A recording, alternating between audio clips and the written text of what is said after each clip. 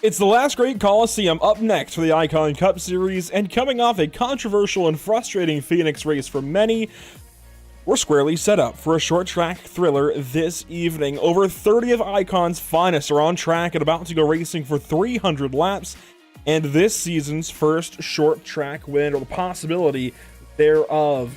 Some 29, 28, 20, looks like 20, no, 31 drivers are going to have to lose this race. Only one can win. Only one can go to victory lane.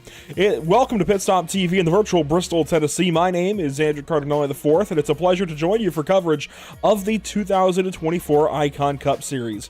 Tonight's coverage is brought to you by Whiplash SimCams, ATVO, and CC's Business. And oh man, it is so good to be at the virtual Bristol, Tennessee. This is going to be a wild, wild day of racing. Here's a look at the virtual Bristol Motor Speedway track map, at least from above. This gives you kind of an idea of where this track goes. And of course, it is a short oval, just over a half mile in length. The important thing here is that pit lane. Of course, under cautions, you have to enter in turn 2. You'll then exit in turn 1 and have to stay on the apron until you exit turn number 2. So you're doing a full lap on the apron and then some if you have to pit under yellow. But if you pit under green, at least I believe, you'll be able to swing down into your respective pit lane, although it looks like in the sim we are actually on the single pit lane layout, which actually kind of helps us out with this. It means we're on the same pit lane no matter what, I believe. And somebody might be able to correct me on that. I have not raced at Bristol and I don't know how long. I believe with single pit lane, we're going to have to always pit out of turn number 2. Let's take a look at the Icon Cup Series schedule for 2024. We're here in race number 4 now on St. Patrick's Day for 300 laps at Bristol Motor Speedway. Next up, we head out to Circuit of the Americas. Then it's out to Richmond and Martinsville for a couple more short track races before we go to Texas and Talladega. Then it's the Dover Motor Speedway, Kansas, Darlington, and Charlotte to wrap up this first portion, if you will, and get us into the month of June. Point standings, they are worth looking at, that's for sure. After 3 races of 37, Brian Smith is your points leader by just 4 markers over Charles Widener and 6 over Justin Bissonette. This series, Ross Chastain, and he is leaning into it as well. Talked a little bit in Discord after the race, but Nathan Finnegan now has a race win. He checks in from 4th in the standings, and all of our race winners so far are in the top 6, and of course then in the top 16. The first driver out of the top 16 currently is Michael Christopher. There's still so much time. It's really not even worth talking about 16th yet. It's really worth talking about the guys that are, I'd say, in the top 10. If you're in the top 10, you're doing what you should be.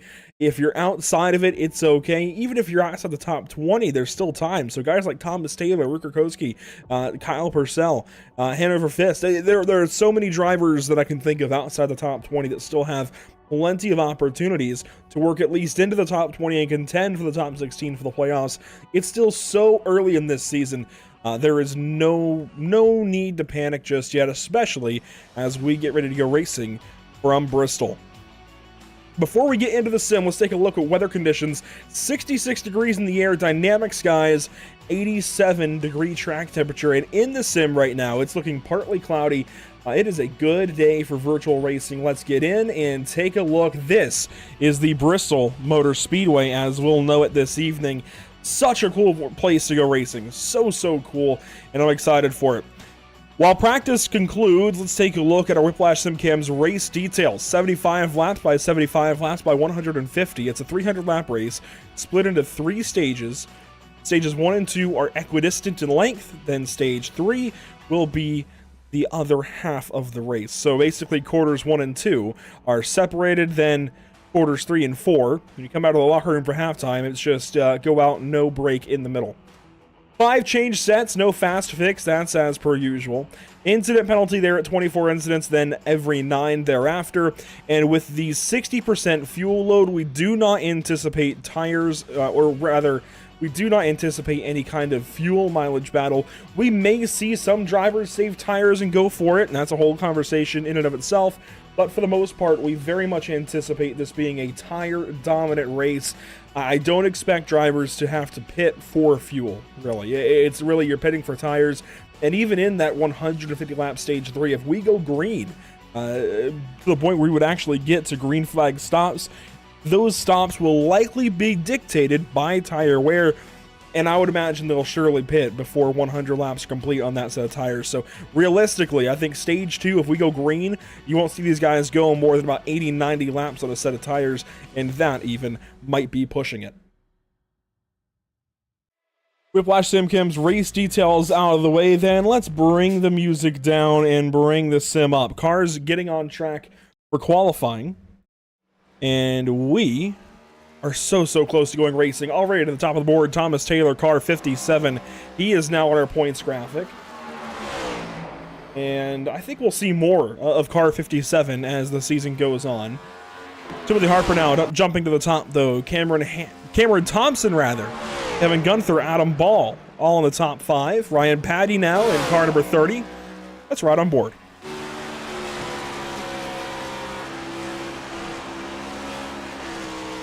And that's a lot of wall contact for Ryan Paddy, so that last lap will not be, well, anything really. It won't even count. Joshua Clemens to the top at a 15.204. Cameron Thompson to the pits. How about Tanner Dio on track with the 20 car? Heritage Company Ford Mustang through turns 3 and 4. And to the line, gets the wall. Robert Bluen in the number 99 Chevrolet. He'll slow down. Cody Eldred in the Operation Motorsport number 32 Chevrolet Camaro out of turn 4. Lap 2, he won't get the wall. He'll actually pick up a bunch of speed. And, oh boy, 10th position. He picked up a bunch. Zach Lockett's just gone to 4th quick. Nathan Finnegan to 5th. Brad Delph now into the 10th position in car 72. A lot of heavy hitters yet to qualify. Kyle Corley in the 88 car, he's on track. Brock Hersey in the 24 is on track. Keith Smith. This is a driver I'm looking forward to seeing qualify. Just began lap number 1, it looks like. Let's ride on board inside the helmet with Heath. Of course, Bristol, a real challenging racetrack, and it's going to look nothing like it did in the NASCAR Cup race this afternoon. This racetrack was scanned, I believe, right around 2010, maybe 2011 or earlier. So we have much fresher asphalt here on the sim, much closer to the repave back in the mid-2000s. And that 14.3 is good for 7th quick so far for Heath. But we have much newer asphalt here in the sim, which means the track is much less abrasive.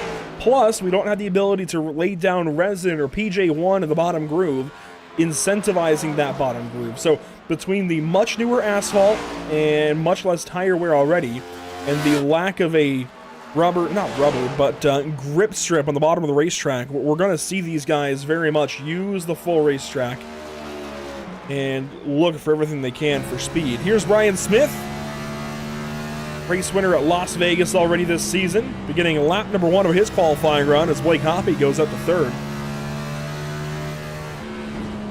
If anybody should win this race today, it might be Brian Smith with that green Toyota Camry on the racetrack. Of course, it is St. Patrick's Day. If you're feeling lucky today, well, a 14.121. That's going to be good for provisional pole by 9/10 of a second nearly. And lap 2 is right on the same mark. It also would have qualified for pole. How about car 78? What a qualifying lap. And he's going for more. May as well get a little bit of practice in. Cody Neal now working off the pit lane in some familiar number 4 colors.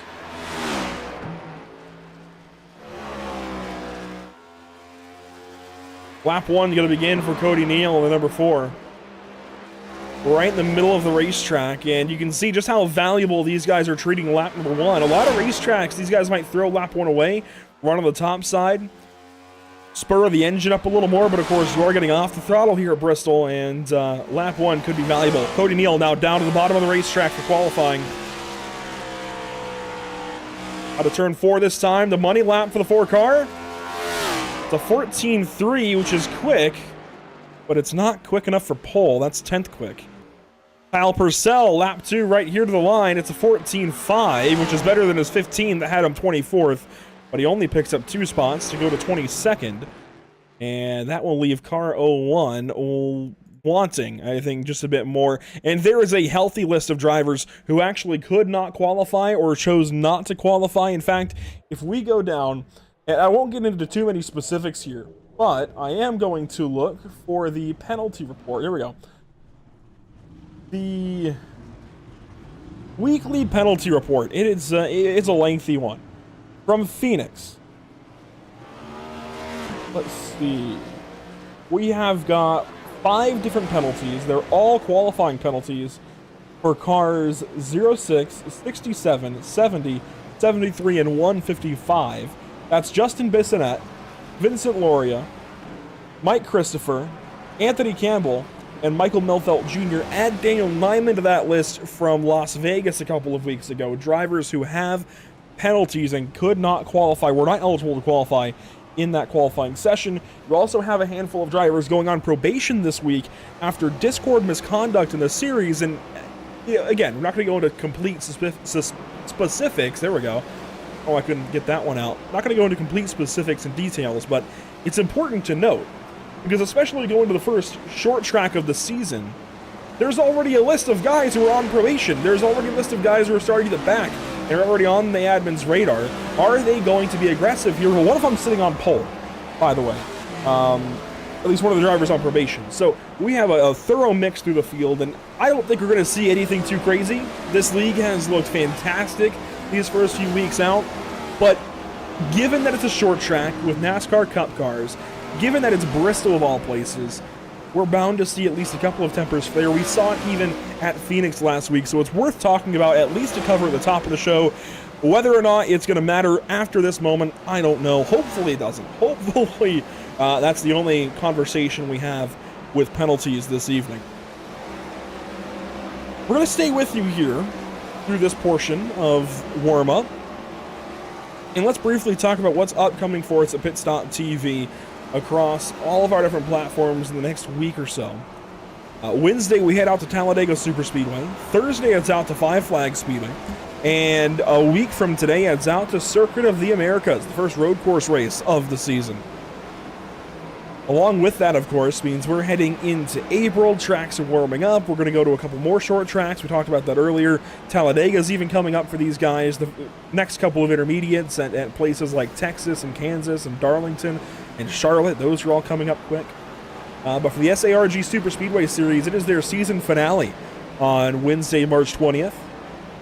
And it's race number 6 of 11 for the SARA, or SARA, Pierce Fleet Service Super Series, at 9:45 Eastern from Five Flags Speedway.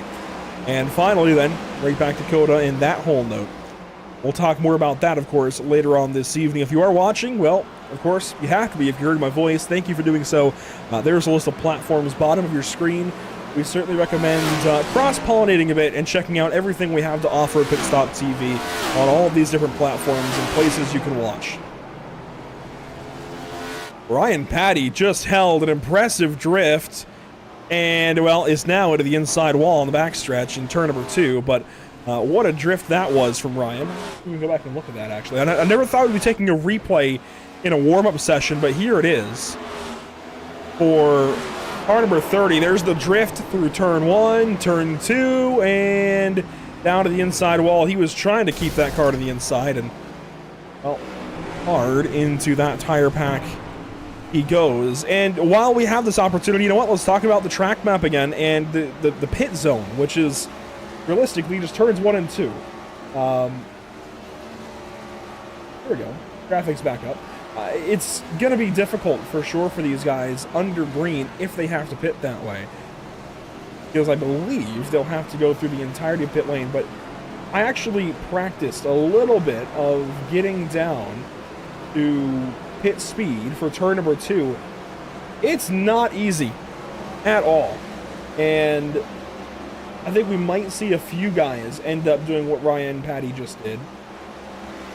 A tire pack. I'm trying to see if I can use my whiteboard. Here it is. This turn 2, just the tire pack alone, is going to be a difficulty. These guys have to pit under green. I do not envy anybody who has to do that and pit off the backstretch if we have dual pit lane. If it's single pit lane, which I think it is, some of these guys get to pit at a turn 4, others at a turn 2. It'll be a mix. If we go to the Icon Cup Series schedule, we can talk more about, of course, this playoff, structure, briefly. I mean, it's, I think, relatively clear. You get round 1, round 2, round 3, round 4, and we'll still be taking away, as you can see with the driver numbers here, 16, 12, 8, 4. We're still taking away 4 drivers each round. We're just doing things a little bit differently than the NASCAR Cup Series. Cars are hitting the grid, loading in for this evening. It'll be Brian Smith out front, Joshua Clemens starting from second. Let's roll through our starting grid at Bristol Motor Speedway. On pole, just talked about it, car number 78. He's already got to win this season on an intermediate track. Can he do it again on a short track? A really good start here for Joshua Clemens, the 44 car. Watch out for him, apparently. Did not think he'd be this good this evening, but the 44 is worth watching out for. Starting 3rd and 4th, how about Ryan Patty, Blake Hoppy, a part-timer there in row number 2, just ahead of Cameron Thompson and Zach Lockett. Rolling off 7th, it's last week's Phoenix race winner, Nathan Finnegan, alongside one of last week's stage winners, Kevin Gunther. Row number 5, Heath Smith, a part-timer alongside Cody Neal, who started from pole at Phoenix 1 week ago. Then that's Timothy Harper, Brad Delph in row 6, Adam Ball, Sean Purcell in row 7. Back to row number 8, it's going to be Charlie Widener and Cody Eldred. And to complete your top 20, Jacob Gladulich, Thomas Taylor, Mike Jennings, and Kyle Corley. The rest of the lineup will scroll by on the bottom of the screen. But let's go back one more time as their 33 car field goes across and talk about the Whiplash SimCam's race details. That 300 lap race, it's a long one. It's not quite as long, of course, as that NASCAR Cup race earlier today, but it is going to be a long race for these guys, especially considering it is in the day. And these track temps, while they're not super high, certainly not like Las Vegas or Phoenix, they are still worth talking about, and for a short track, this is still going to be a very, very long day.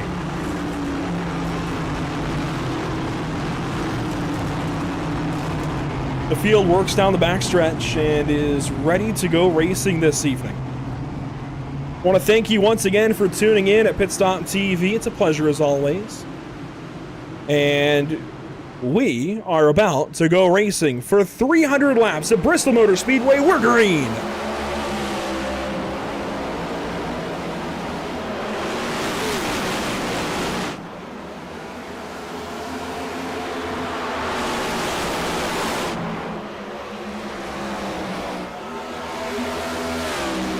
Lap 1, the 44 fell back a handful of spots. He's already down to the 5th position. Cars sorting in every which way, trying to find their place in this race. And you see them file through on the backstretch, turns 3 and 4, out of turn 4 to complete lap number 2. It's still cars 78 out front. Brian Smith with the race lead. I think we'll be watching him out front a whole lot tonight. Vincent Loria fastest in the back of the pack. Ryan Patty, Cameron Thompson, the rest of your top 3. And Ryan Patty is getting after it already as we've got a couple of cars moving around deep in the field. But the 30 of Patty purple that lap on lap 3.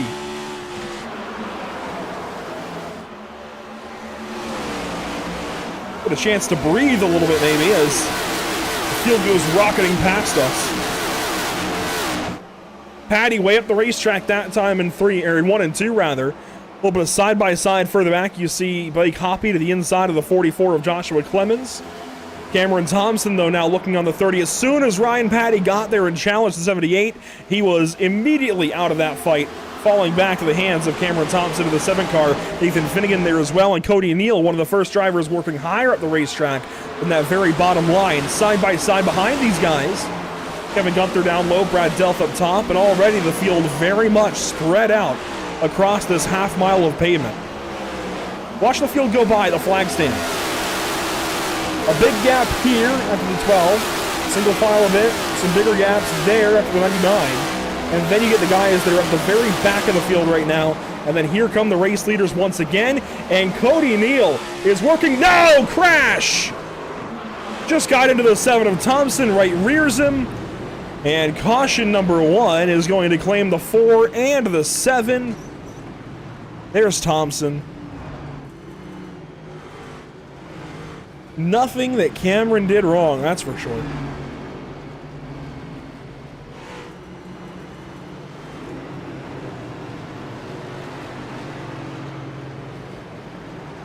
We'll go back and get a look at what just happened to cars 4 and 7 down the front stretch. Here's the back stretch into turn 3. This is where I noticed the 4 car was suddenly up to 4th.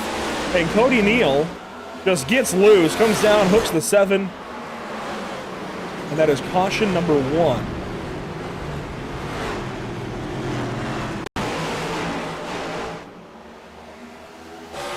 And what a run it was early for the 4 car. Unfortunately, the problem is that it's already over. Side just gets free.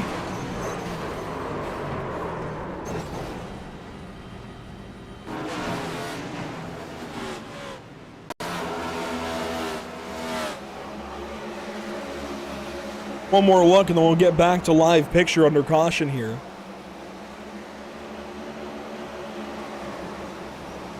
Not a whole lot more you can say about it. It's unfortunate that it ends up affecting the 7 car. I think Cody Neal has a whole lot of speed. Hopefully he can just kind of ring it in a little bit and keep from having that happen in the future. 1 car into the pit lane. I'd imagine it'll be 2 here with Cody as well, but this is Cameron Thompson working around the pits. And Cody Neal will now pit as well. And Cody actually, I think, went down just the turn 4 side. So I believe he may end up having to serve a penalty. Kyle Corley's in the pit lane. He's been down here for 5 laps. Looks like he had a problem lap 1. Let's actually go back and see if we can find it.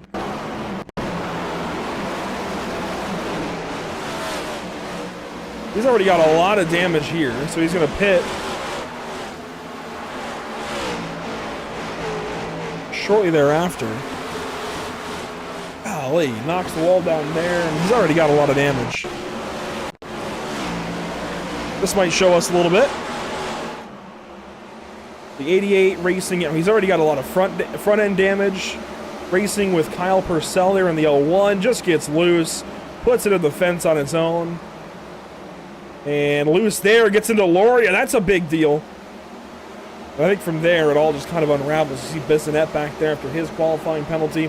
And for Vincent Loria, this is exactly why you've got to be careful and try not to be in situations like this, right? He's got the penalty that he could not qualify this evening. Had to start from the back, and while sure, he's up from 26th to 15th. That's impressive. While he's up that many spots, he just got endured pretty hard in the right side in the first 10 laps of the race. It shouldn't affect him too terribly, but the Rolex 67 still is on the incident list already and not from his own doing.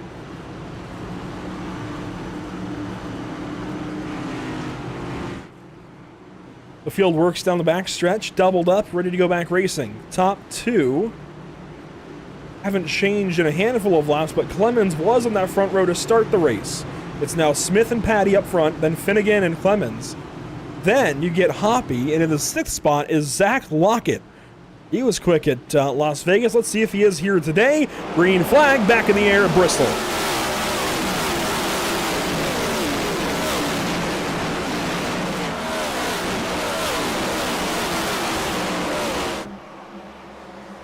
Out front, Brian Smith, Ryan Patty, they control the race. Here they go, down into turn number 1. Nearly getting side by side for a moment.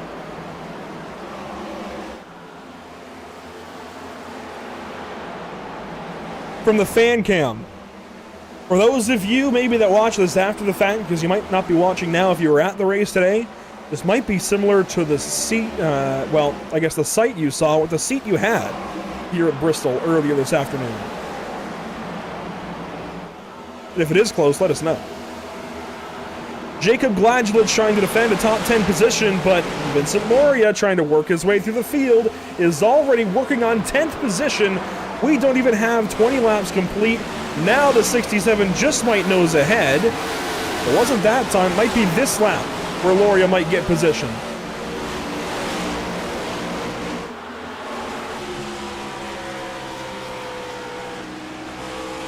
Loria working the bottom side of Jacob Gladulich. Doesn't have it there.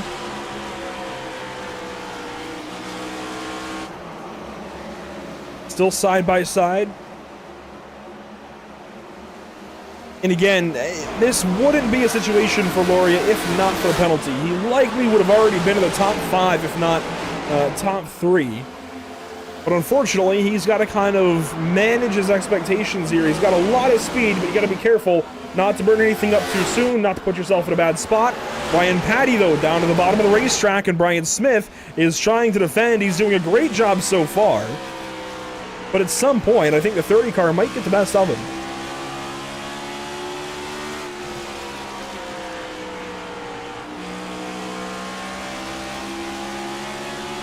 Here we go, Ryan Patty to the inside for turn number 3. That was a big move, a contact for the race lead. Contact again, they touch. There goes the 30 down the racetrack, and Patty will have to regather it and try again later. A brilliant job hanging on to the race car, but now, from our most recent 2 race winners, Brian Smith, Nathan Finnegan to the front of the field. And if you told me, after just Daytona and Las Vegas, that Nathan Finnegan would have this speed, I would never have believed you. 1 car slow. It's 51 of Daniel Nyman. Is already serving a penalty from Las Vegas. He's now into the pit lane. He's not alone. Robert Dials is slow. He's down the front stretch. And it looks like he'll bring the car around to pit lane as well. There's our battle for the race lead. Getting closer to stage 1 being halfway complete. That'll, of course, happen at the completion of lap 37. Well, I guess 37 and a half, so halfway down the backstretch of lap 38. 1 car still ahead of the race leaders. That's Kyle Corley. He'll stay out of the way. The next car to lap will be Cody Neal in the 4 as Finnegan goes way down low. And Smith chooses the top side that time by. Gets a run now. And is able to use the middle on Cody Neal to get by that slow car. Finnegan had to check up and backpedal a bit. And it's that simple of a moment that separates our top 2 out front. And look at this logjam behind. Loria through the middle. Gets held up a bit by his teammate. Nearly contact. They hold it together, though. That was close as Clemens now gets held up by the 4 car. Lockett and Loria here are fighting for 5th position. Contact between Smith and Loria, maybe. On board at Smith. And already you can see the scrapes, the bumps, the bruises on the 67 car. And it looks like Vincent thinks better of challenging at this point in time. Just falls back a bit. He's clearly got speed, but the more he races like this, the more he's going to use those tires. And now you see him and everybody else working up the racetrack, and that might have been like a big hallelujah moment for everybody else, because the 67 seems to have fallen off a cliff. Patty and Hoppy, they run side by side. Hoppy going to take the spot as Heath Smith blinks all over the place. That's causing issues for Lockett and Gladulich here. Where is the 11? Nobody knows. There he is in the bottom of the racetrack. And it looks like, well, it looks like he might be back.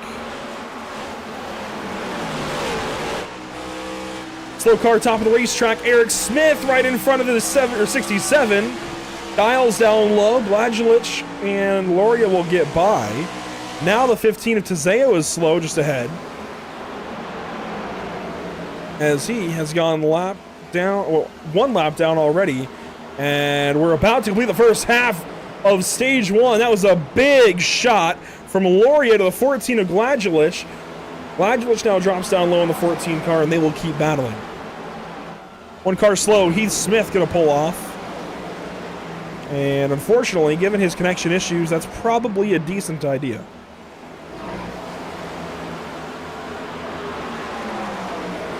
Brad Delph, position number 8, a short track ringer maybe. Part-time driver.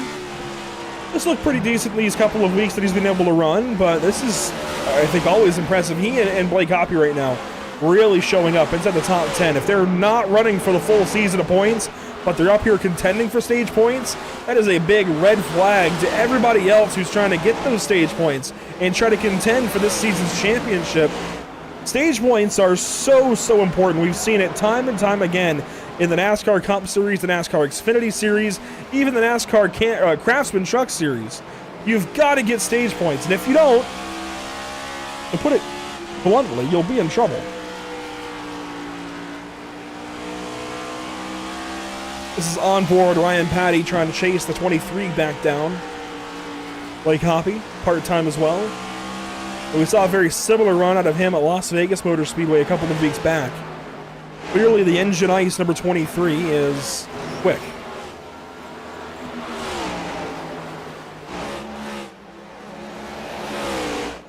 One car in the wall ahead of these guys. I don't see a imminent risk to them.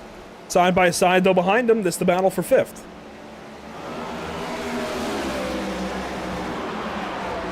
Blagelich following in Zach Lockett's tire tracks through turns 1 and 2 that time by. And we've got ourselves a big-time logjam back here. Kyle Purcell pulling up on Timothy Harper down low in the 12 car. Charles Widener just ahead in the 95. And the stage point cutoff, by the way, I've learned. And I'm reminding myself of my learning. Nathan Finnegan was very kind and corrected me that the stage point cutoff does not extend down through the top 10. It extends only through the top 5 in the Icon Cup Series. So realistically, Lockett and Blagelich are fighting for the final stage positions, and it's not these guys back here at the top 10. That was a big piece of learning that I had to do. And very much changes how these guys are racing, I think, early in this event.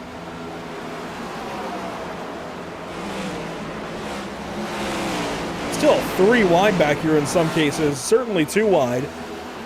Widener and Delph now alongside each other as Gunther runs just ahead of that 95 car. Charlie Widener had the wall, I think, probably 2/3 of the corner that time as everybody pulls up on the 67 and wants to go by.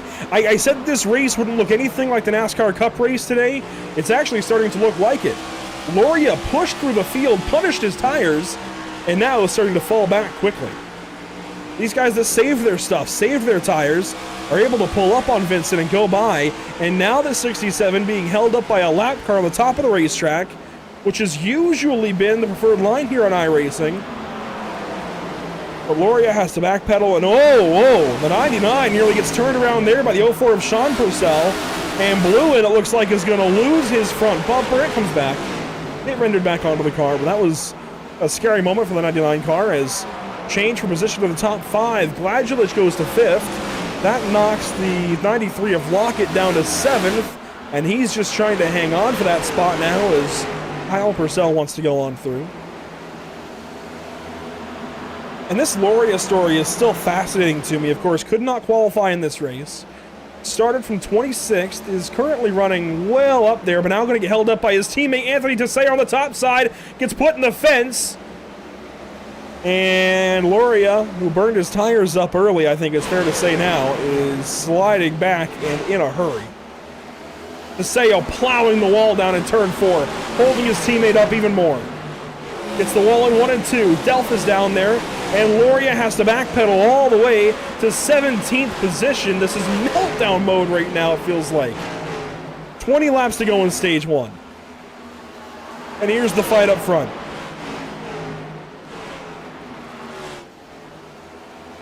These guys are clear by 2 seconds of anybody else on the racetrack. Zach Lockett still on the top side. He drops back to the 13th position. He was 5th, 10 laps ago?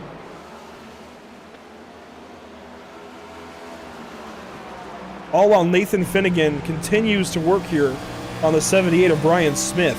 These guys race, man, their race looks so calm compared to what's happening on the other end of the racetrack. Just 7 seconds behind these guys. It is absolute chaos for every position around. And, wow, we've already got a handful of cars out of this race. So Kyle Corley is still in the pit lane. He never rejoined the field. Daniel Nyman is slow, and caution for Eric Smith in the 79. DeSeo into the pit lane. He's now 4 laps down, and it looks like pulled down there and may have parked the car. But what just happened to the 79 of Eric Smith? So here's the 79 car. Or was that DeSeo that was stopped? I think it was the 15. Trying to get to pit lane. It was a blue and yellow car, I know that much. But here's Eric Smith. He's going to pull out of the pit lane. I think he was trying to rejoin the race. This is out of turn 3. And he's going to merge onto the racetrack. Slowly, slowly, slowly. And we'll just come to a stop. And I think that's the cause of the caution. I don't see anything else. We go back just 20 seconds or so. I mean, look at the track. Let's look at the entire racetrack, or the camera looking at the entire racetrack. I don't see anything else. That has to be what the caution is for.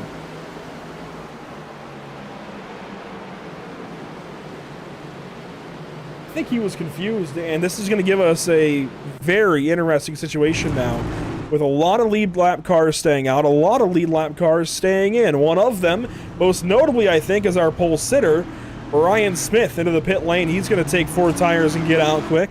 Joshua Clemens there, Jacob Gladulich, Blake Hoppy, Cameron Thompson in the pit lane. There goes Michael Milfelt Jr. and Cody Eldred. And Clemens will rejoin the field as well. Zach Lockett going to work out.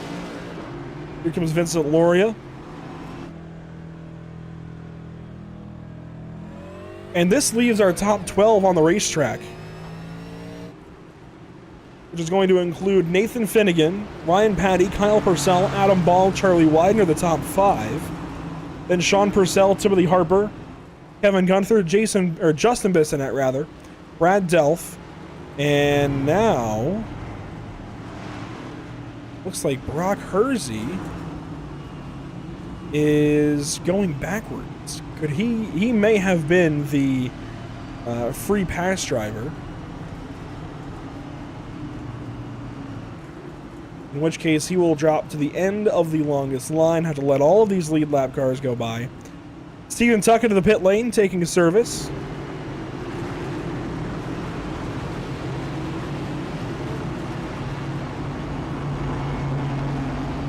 Thomas Taylor going to leave the pits.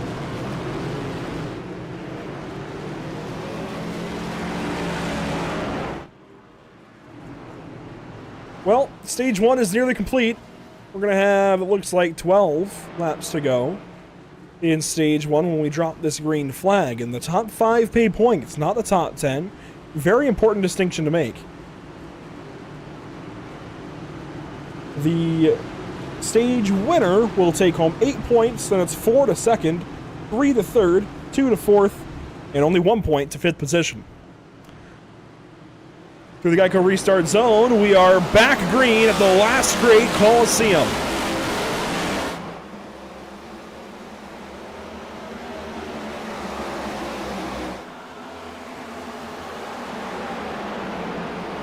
A very quick first lap off the restart. Watch them all fly by the camera. Gunther gets the fence. Everybody else looks pretty clean and green past the camera there on the front stretch. Big battle back here. Sean Purcell, the final car in the top 5 for points. And Brian Smith going to work the top side. He's trying to get by that 04 car. There he's going to go right to the bottom. And look at him hook up. He's through to third immediately. He's going to win the stage. That lap there, a 14.207. That's his new fastest lap of the race. He's going to pull right to the inside, no, outside of the 30 car here. These guys are running 14.8s. That's 0.6 of a second. And at Bristol, that is everything. Brian Smith, in 3 laps, 4 laps, straight to the race lead. And he is going to gap this field in stage 1. The only problem is he's already used a set of tires that a lot of these guys up front have not. Michael Milfelt, for example, has also used a set of tires. He's back here. And, oh, that's going to be a crash. 2 crashes. Loria in the wall hard. The 7 of Thompson. Massive accident down in turn 3. But we say that's the big one.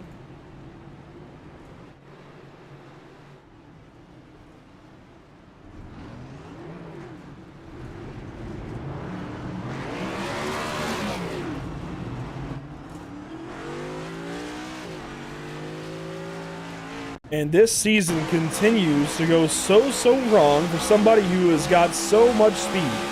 Vincent Loria pitted under that caution, trying to fly through the field with a couple of others, and he's going to get right hooked, it looks like, by the 95. And he's not alone. There's a lot to digest out of this caution.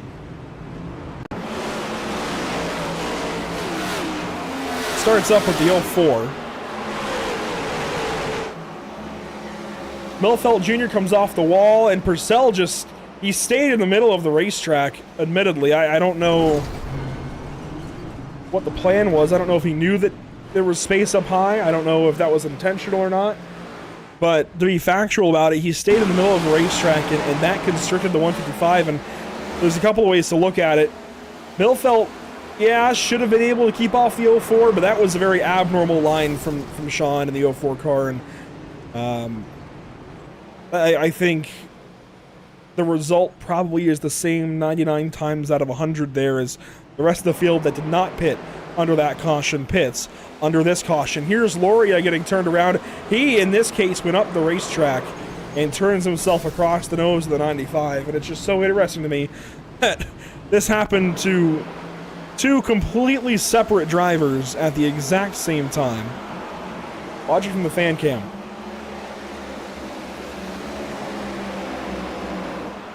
Almost simultaneously, and Thompson hard in the wall as well.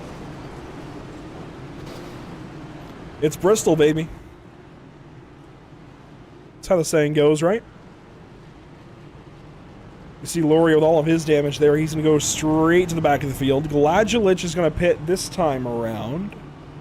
And the field is very disorganized compared to what we saw just a handful of laps ago. It looks like we're going to have maybe 1 lap of green left in stage 1. Nathan Finnegan is going to pull up in 5th spot. Ryan Patty in 6th.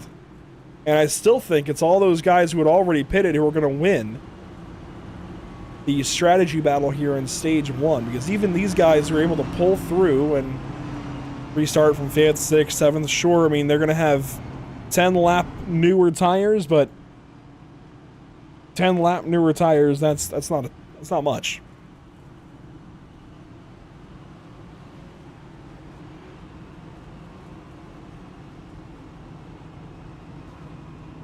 Well, there you go. The stage has been called. I think because here, yeah, so we've maybe extended the caution slightly. So Brian Smith is your stage winner. That's relatively, I think, to be expected. If we can grab him quickly.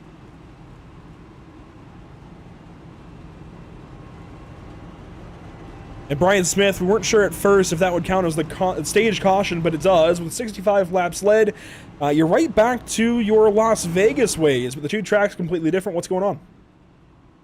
Oh, pretty smooth first stage. I don't know if I made the right call to take tires or not. We'll see. But nice start to the race after last week's debacle, so hopefully I can keep it going. And you'll now get a 75 lap stage 2, just like stage 1. The stage caution kind of shifting things around a little bit. Is it pretty much the same thing? Just go out there and all 75? Yeah, hopefully I can stay on the bottom and save my tires and get through lap traffic. Okay, that's going to be the name of the game. Oh, best of luck. I'm looking for the channel with Eric. Is he already out? Yeah, looks like he had a wreck and I guess he disconnected. Best of luck. Yep. We'll let Brian Smith get back to it here for the restart. Stage winner, that's 8 points for him. He'll restart alongside the 44. It's a repeat of the start of the race. Green flag back out at Bristol.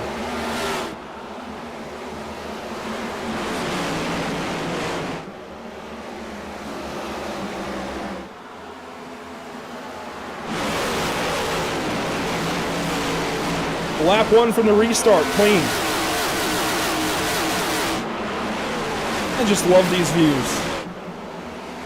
We don't get to Bristol. We don't get to broadcast Bristol very often, but when we do, man, it is always so worth it. Nathan Finnegan trying to march through the field a little bit, on board here with him, and he has not gained anything yet since the drop of the green. And this is the vast difference compared to what Brian Smith was able to do at the back end of stage 1 there. Of course, he had 50, 60 lap better tires. He was able to go right by these guys, but with 12 lap better tires, it's not the same game here for Finnegan and Patty. That 10 lap difference is not so significant, and right there's a spot in the run where the tire just gets real free. We saw it there for the 6 car. Finnegan gonna drop back, Widener goes by, and Widener is also on new tires. Pulls the outside there, the 44. Kyle Purcell down to the inside in the 01 car. Problems there. He keeps it on the apron, the whole field going by. What is wrong for the 01?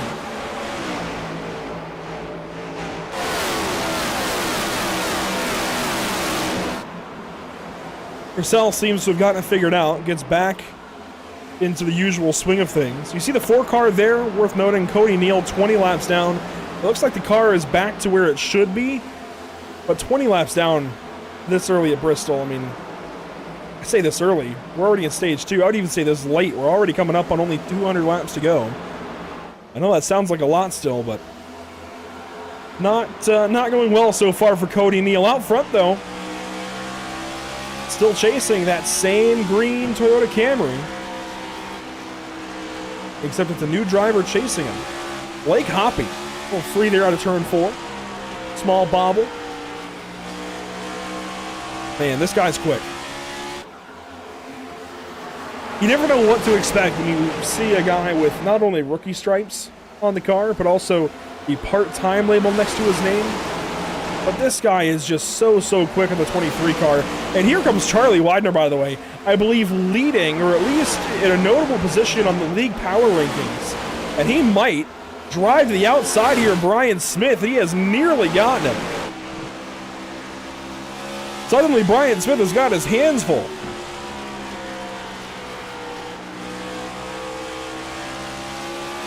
Here it comes, down low maybe this time. No, Widener hangs up top. Brian Smith goes up to aero block a little bit. And yes, it does work on a short track, especially here. This is the one short track of any where aero is going to be, it's going to matter. It's going to be important.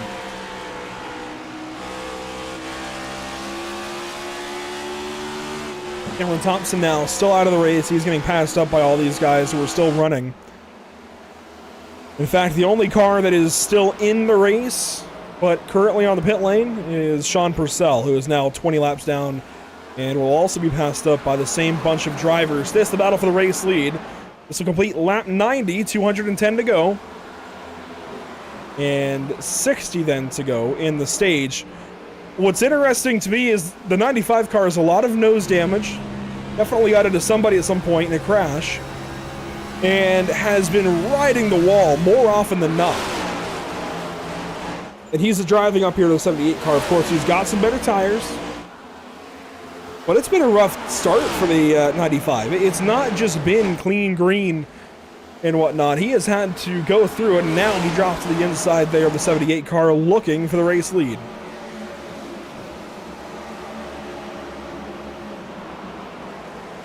Blake Hoppy going to pull up as well. That's your fight for the top 3. Further back, how about deeper in the top 10? Ryan Patty, Joshua Clemens, and there's the 93 of Zach Lockett. A little deeper in the field, Vincent Loria going to work on the 57 of Thomas Taylor. The 12 car there, pictured, is, well, on a lead lap, actually. These guys, so Taylor and Loria are a lap down. Harper there in the 12, he is running in the 16th position. Bluen is also a lap down. Loria, though, needs to get back to that 57 car and pass him if he wants the free pass. That's important. It is Bristol. We're liable to get a caution at any point in time here. So if Loria wants to get back on the lead lap, he's going to have to get back to the 57 car and pass the 57 car.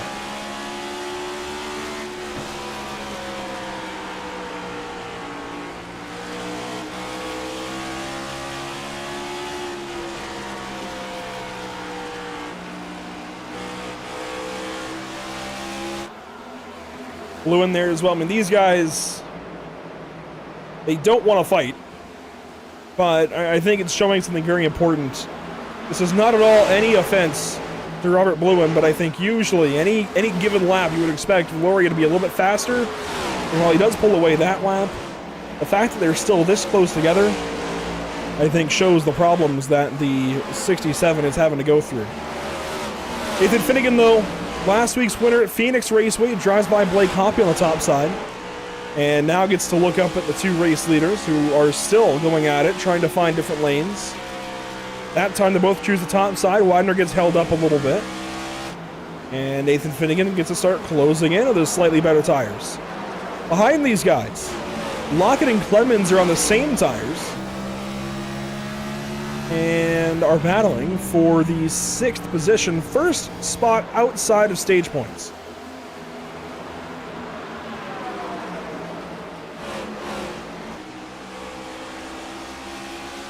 They have some space behind, so up front for Clemens, just 2/10 up. That 40 or it's 93 car rather. He's in the 44. And that gap when you're going this fast, and when you don't have the tire wear that we saw in the Cup race today, when you're going this fast, that gap is quite large. In fact, if we ride on board of Finnegan, I think this would be a really cool view. Pay attention to his inputs. Pay attention to the wheel. Listen to the motor. And here in a second when we get to the line, I'll shut up and let you guys listen. Just listen in for a second and take note of what he's doing.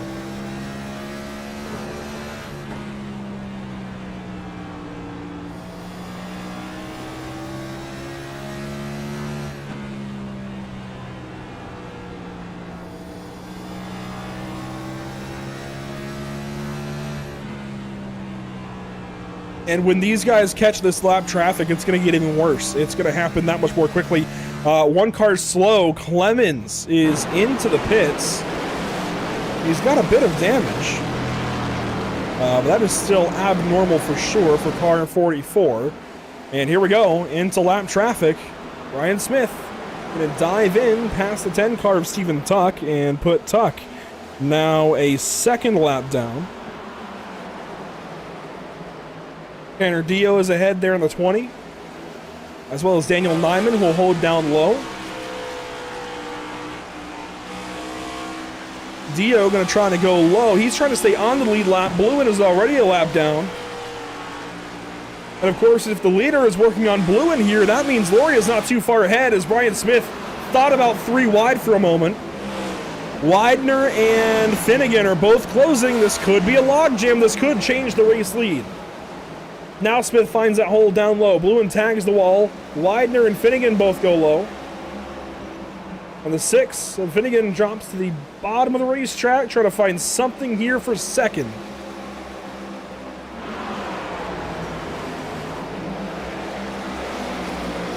That is the 20 just ahead. No, that's the 57 actually of Tommy Taylor. He'll stay high, but will be just in the way of these leaders down the front stretch that time by next car to lap. Car 67, Vincent Loria, who will stay high. There goes Brian Smith. And Loria actually grabs the wall as caution. Anthony Teseo, the one slow car, and his misfortune will save his teammate.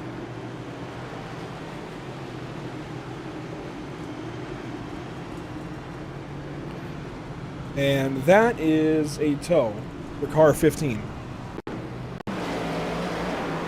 Was racing with Zach Lockett.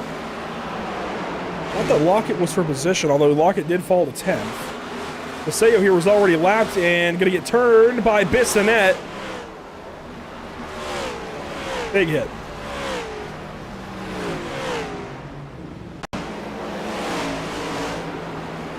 Watch that again.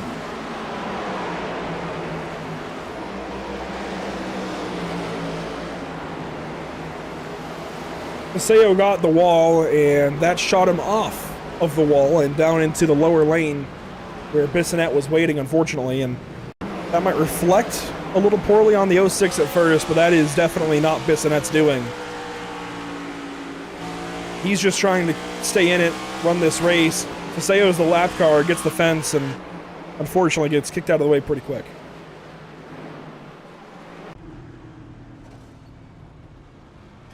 Up front, everybody comes into pit lane. I can't imagine anybody's going to stay out, although Tanner Dio, it looks like, has not yet pitted. Smith up on the jacks. You see Patty, you see Hoppy, Finnegan all in. And these guys are racing to the completion of lap 150. I have to imagine if they pit here, which obviously everybody did, but pitting here, I would say, is probably your one pit stop of the stage. I really can't imagine anybody else would want to come in for tires and burn a set. Well, let's stop the word vomit for a second. Let's talk to somebody who... Excuse me, we don't usually have an opportunity to talk to. That is, if he's in Discord and giving us a chance to talk to him.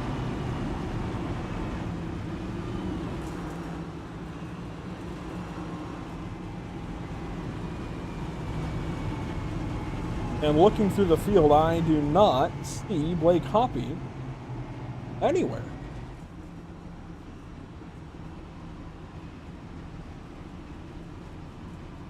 That's okay, we can go ahead and talk to the 95 car. Plan B, I suppose, and we'll grab Charlie Widener, who's been a lot of fun to watch early in this season. Charlie, your third spot right now. You did just lose a position by virtue of the pit lane, but that center punch in the nose, it would logically seem like it's holding you back, but it's not. How's the car feel? It doesn't feel any different than it did before the accident, really. We're getting regular green here, but yeah, the car still feels good. Well, best of luck, Charlie. Do you have time for one more question? Yeah, go for it. Do you plan to split the third stage in half, or are you willing to share your notes there? Do you guys have a plan at all? Yeah, splitting in half was kind of the plan, but we'll see how these cautions turn out. Best of luck to you. Yep, see you. Backroad Bandits, driver number 95. Wish we had more time to talk to these drivers under caution, but I'm going to check in with driver 95 at least briefly. Car feels okay, apparently. A little surprised by that, but hey, restart zone again, green flag again. And a bad restart for Nathan Finnegan.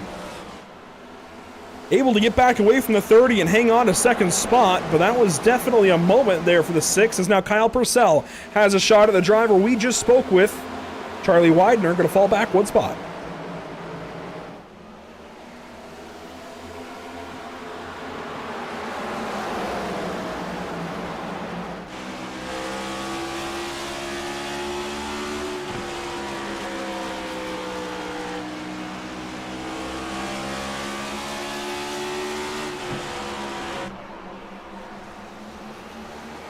Brian Patty, Nathan Finnegan, they're quick, but here comes Kyle Purcell. The 01 car suddenly finding some speed here in stage 2. And that topside is so lethal early in the run. But based on what we've been seeing so far, it seems like the guys who try to use the top early start to fall off quickly later. And I even saw some chat about it on Twitter, about how drivers would, well, in iRacing at least, have to run the bottom just like the NASCAR Cup Series. They'd have to ride around a little off pace down there and accept the fact that they're going to fall back early to have the speed late. And I think we're seeing something similar here, although the 01 is flying up there, and these guys are all on equal tires. And Brian Smith now going to run the middle just to hold that 0-1 up a little bit. Whoa, one car sideways. Timothy Harper going to gather it up. Just barely. He's going to drop back now to the 11th position. Maybe 12th if Eldred gets by. One driver that's impressing me, car 14. He's been all around in this top 10, and it seemed like Gladjulich has kind of been maybe a top 15 driver, but he's top 10 in the points. I think this is validating so far why he's in the top 10 in points and that he can do a whole lot better. Started 17th, has been as high as 5th, and is currently running in that 7th spot.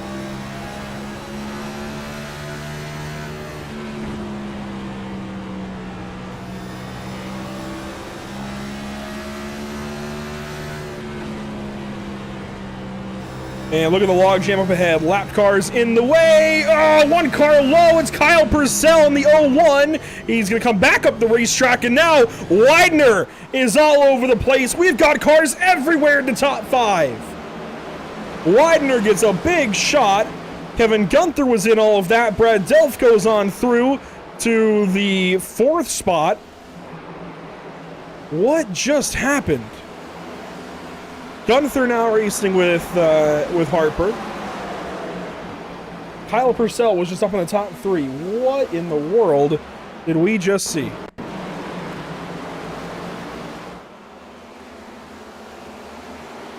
We're going to try and find out. Here's the 01 racing from 2nd spot.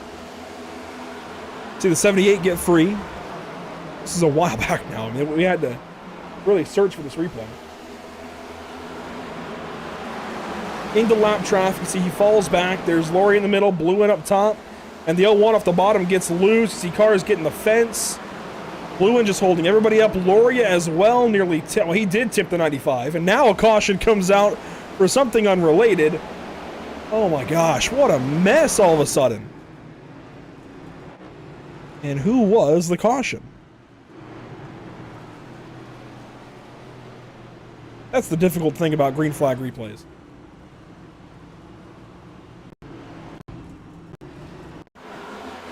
This is time of caution. We're going to find out together. I think that's the 20. It is. Along with the 10 of Stephen Tuck.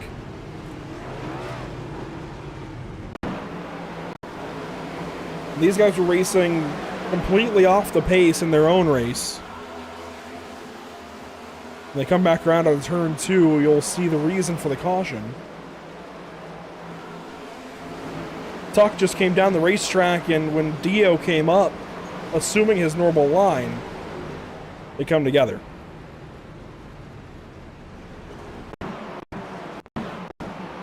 A little further back, we have to come back to this, right? Everything that just went on with the 01 car and everything else, they come up on the lap traffic. That's Taylor, Bluin, and Loria. Loria low, he's trying to get out of the way. Purcell went down there. Bluin's still up top. He gets into the 57 car. There goes the 6 down low. There goes the 01. He's going to get free. And then the 67 down here in turn 1 just came up into the 95. I don't know. Not sure. Really not sure what was going on here. So Loria into the corner. There was some net code. He definitely could have been lower. There was some net code. Oh boy, we're going to have, I think, some angry drivers after today. Cars down the pit lane, one of them being Anthony Campbell. Another being Tanner Dio, Vincent Loria in the pits. Robert Bluin as well up there in the 99 car. See Taylor drop off the jacks, and he's down and away. And wow, if you can believe it, we're inside of 15 to go in stage 1, or stage 2.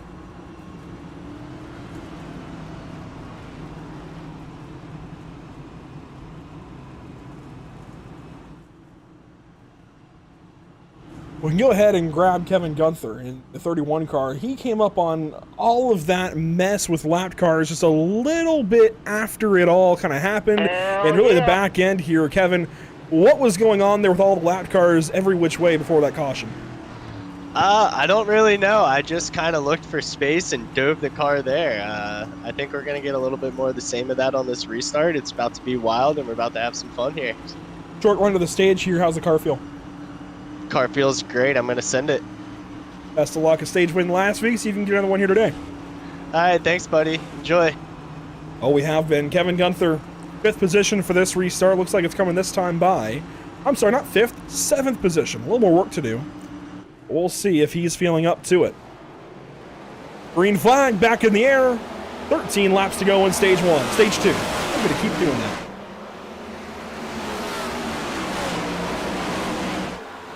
Gunther falls back a spot. Hoppy, though, to the inside of Brad Delph. A couple of part-timers in the top 5. Lap 1 off the restart complete. Timothy Harper right behind these guys. He was just down there in like 17th position, and now he's inside of the top 10 for 6th. By the way, a couple of takers under that caution, including Kyle Purcell and Kyle Purcell and Justin Bissonette. Nowhere to go for Harper. He's going to follow Delph off the top side and try to go by that 23 car. But up front for the stage win, that was 10 laps to go, and Finnegan just went purple, a 14.115. Last lap for Smith, a 14.270. And Finnegan up off the top. Gonna have that straightaway speed, but it's so difficult to keep up in the corner. One car slow to 23. And he's gonna give up a lot of time. He's got some damage. Maybe.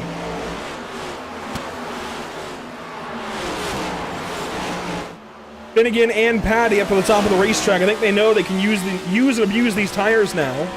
Although Finnegan right back to the bottom that time. I think the top is usually faster, but... And yeah, you see Patty's going to try and use the top side here in 1 and 2. I think the top is faster. But it uses these tires.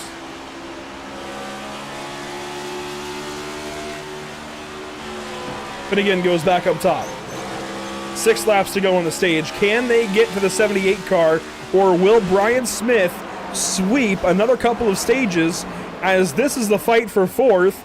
Brad Delph on the outside, Timothy Harper on the inside. Harper is going to have him clear. Can Gladulich maybe get up there and grab himself a stage point, or does he have to watch a part-timer get it?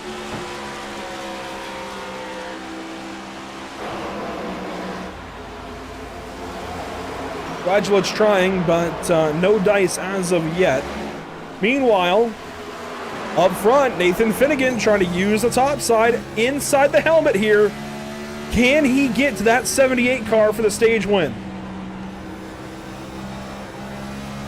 The digital mirror top right of your screen. You can see where Patty goes. He's going to go high. 2 laps to go at the stage, or at the line. Patty low that time in 1 and 2. And the 30 car is trying to march up there and give it his own shot, but it's not going to happen. This time by 1 lap to go in stage 2.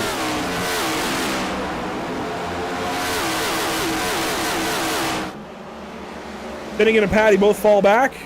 The writing is on the wall. And for the 2nd time today, stage winner, Brian Smith.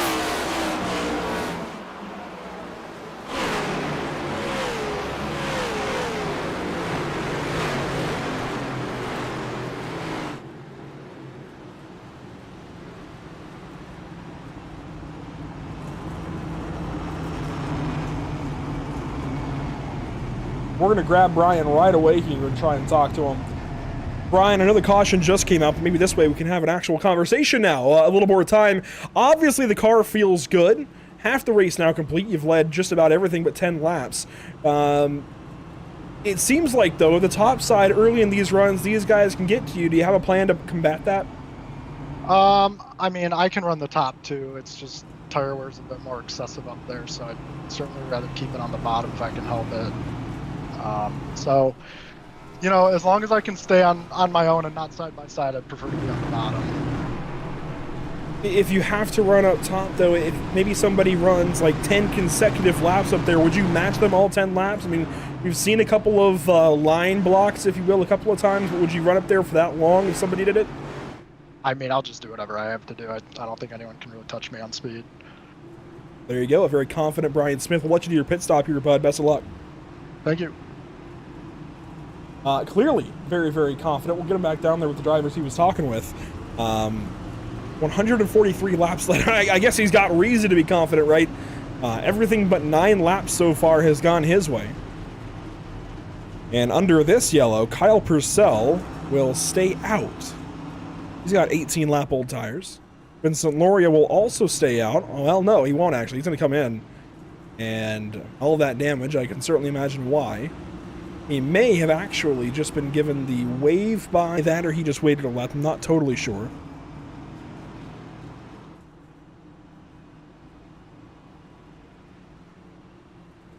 Kyle Purcell, though, is in the league Discord. He is, it looks like, going committing to staying out, and Kyle staying out here, 18-lap-old tires. It's not a big deal, right? Not a ton of time you're going to lose.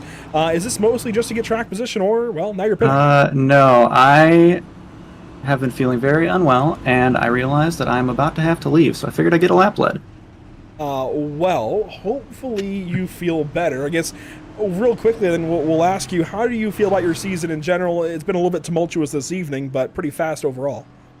I feel like I've had decent speed. Haven't gotten the results I wanted, but if I can just avoid other people's messes, I feel like I can claw it back to a decent points position, maybe grab a win here or there, and hopefully have a decent season. We'll see. Well, get well better, buddy. Get well right, better, thanks. buddy. There we go. Thank you. Kyle Purcell, car number 01, will apparently pull off for health reasons. That's a new one for me in my years of sim racing broadcasting.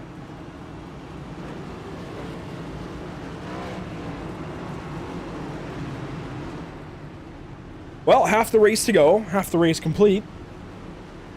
Up front, it's still Brian Smith, Ryan Patty, Nathan Finnegan, and a very, very confident race leader.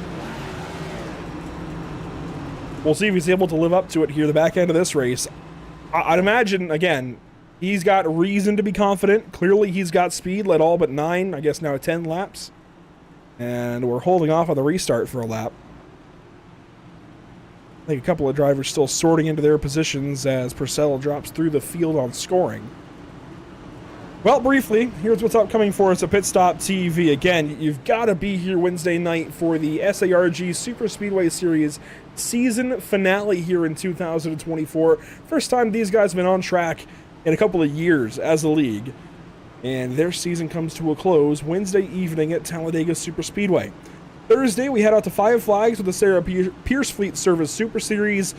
The Sim's best short track drivers competing for race number 6 on the 11 race schedule.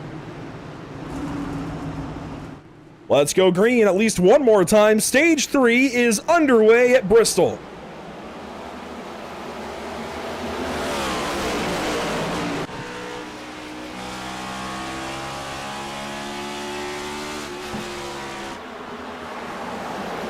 First side-by-side back here for 5th spot, and Galadulich has got it. He moves ahead of Kevin Gunther. And you see the 95 at the racetrack as well. That's Charlie Widener, of course, got in that accident a little while earlier. He's been in a couple of accidents, actually. One wasn't even a full caution. Grabs the wall there, though. That was a pretty big shot to the outside wall.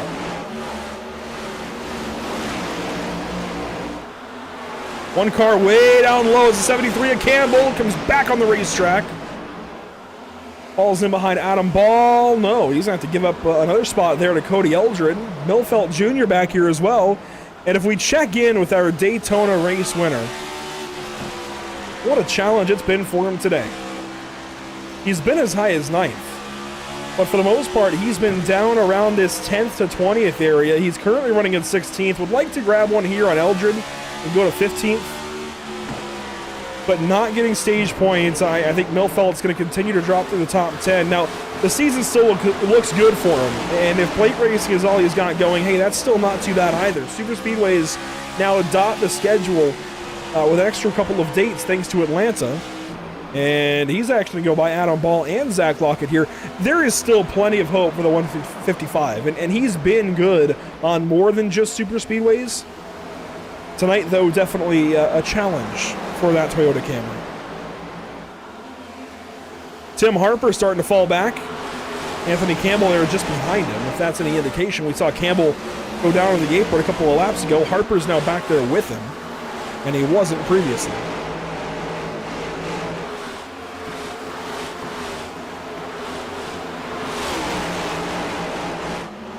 Mike Jennings has gone by this bunch. I think this is the best we've seen so far from the 16.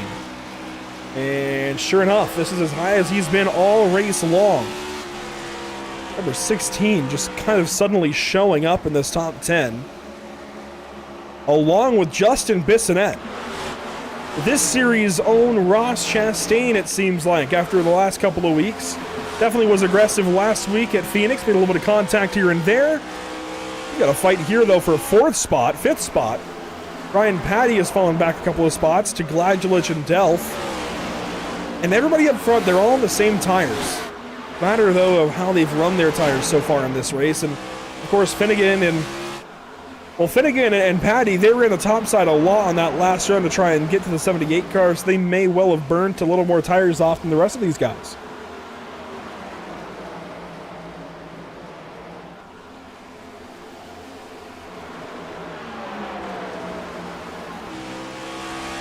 I just have to keep going back to the impressive job that Brad Delph is doing. A part-time driver, and of course, that doesn't mean a whole lot as far as skill. But this guy has been doing a fantastic job this season. Started down at 12th spot. I know it's not crazy low, but he's been all around. I mean, he's been as high as 4th as he is now. He's been as low as 17th. And he's working here on 3rd if he can just get by the 14 car.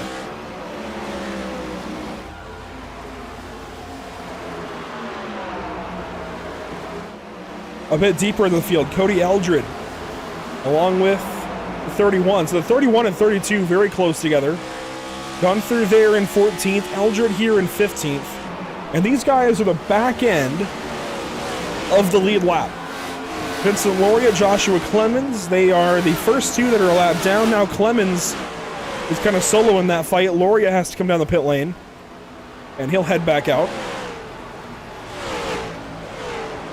That leaves Joshua Clemens currently in the lucky dog position as he runs 18th position. Remember, he started on the outside pole. He's absolutely got pace, at least for a lap. I'd imagine for a lot more than just one lap. He's clearly got pace, but he's back here 2 laps down, trapped in a bad situation. Of course, he had to pit earlier on in stage 2. Not sure why that was. But as he tries to get back in this race, it's going to be a challenge for sure. 2 laps down, over a lap behind Brock Hersey, who's still on the lead lap. Got his work cut out for him as he's just passed these guys at the tail end of the lead lap. Up front, surprise, surprise, it has been just about all race long. It is our most recent 2 race winners. Only 3 races complete. Milfelt won at Daytona. Smith won at Las Vegas. And on board, Nathan Finnegan won last week at Phoenix Raceway in a very, very controversial race ending. Not because of anything the 6 car did, but everything that happened behind him. And they are your fight for the race lead. In a different situation, this is your fight for 8th. Blake Hoppe out ahead in the 23 car. Justin Bissonette has been passed up, it looks like, in the 06, and might fall back a little bit further. Meanwhile, Zach Lockett. I mean, there are battles all over the racetrack. And when you look at this from purely a race fan perspective, I don't think you can be upset at all.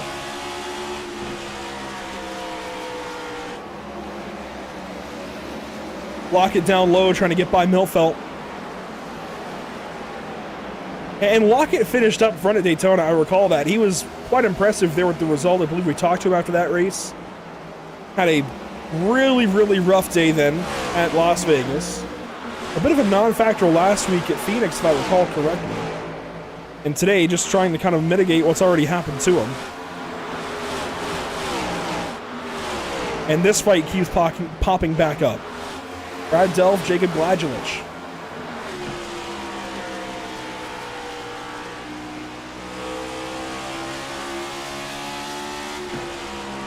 So as we come up on 35 laps complete from the restart in the beginning here of stage 3. If you go back to the Whiplash SimCam's race details, we told you it's about 110 laps or so to a run.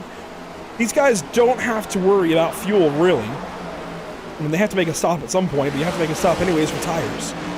So fuel, not much of a concern.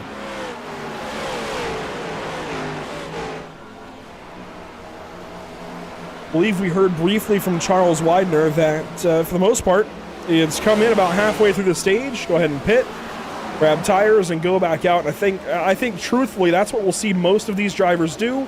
We may see some pit here within the next 10 laps or so, a little bit early. We might see some pit in the next 10 after halfway in the stage. I'm sorry, not in the next 10. What am I thinking? We still have 100 to go after that. We're talking about lap 225 or so. That'd be about halfway. And there's Bissonette. He's backed up to Campbell, Gunther, and Ball. Cody Neal there as well. He's in the 4, but Cody is 19 laps down as Bissonette struggles for grip. Oh, crash! Cody Neal, Anthony Campbell, Kevin Gunther, they're going to wad him up all over turn 3. One car in the air, Adam Ball. I believe, or was that Milfelt in the 155?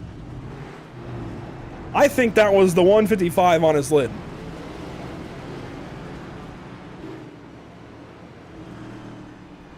I was just about to say that Cody Neal had to be careful in that lap car situation, and then Anthony Campbell tagged him, and this is the crash in turn 3. Barrel roll, and over the 4 is Milfelt. What a spectacular ending to his day.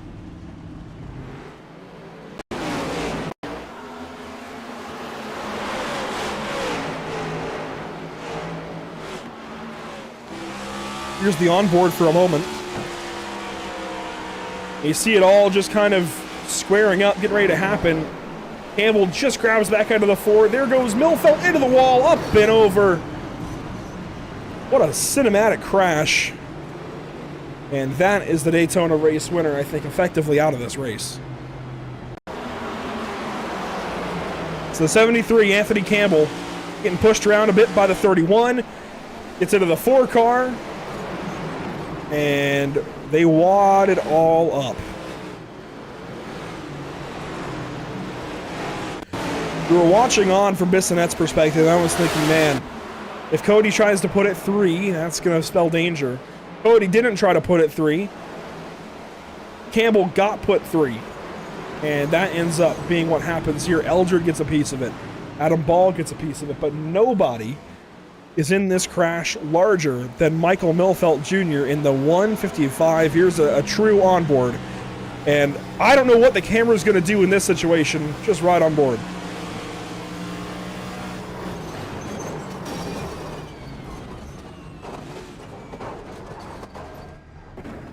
Wow. One more.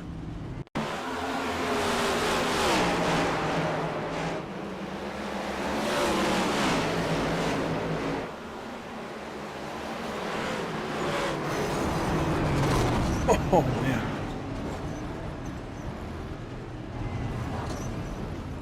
It's a good thing that the Whiplash sim cams we use don't have to be paid for when they get swept out by a car on the wall going through the catch fence. Real good thing. Everybody pitted there, and that just might... Oh, that's going to be close. You know what? Let's go ahead and grab one driver number 30, Ryan Patty, who's going to line up 4th for this restart, it looks like. And we're going to grab driver number 30 because Ryan Patty, in pre-race in Discord, you told me you expected the fuel number to be about 100 to 110. You guys exit the pit lane with just about that left to go in the race. Are you guys good on fuel? Do you want to push tires this far to the end of the race? Yeah, I don't think that we're going to want to push tires at all unless you get within like 20, 25 laps, because they fall off hard after that. As far as making it, it's a big question mark right now. I don't know. We haven't gone to the end of a really long run yet, so I don't know if we can really stretch it toward the end. But yeah, we're one to go now. We'll see what we can do. The one pit stop maybe still on the horizon. Ryan, best of luck. Thank you. One pit stop maybe left to go. And answers that question. Can you go to the end? No, probably not. And yeah, no, Michael definitely stuck the landing, but that's going to take our field down considerably. Green flag back in the air. We're back green at Bristol.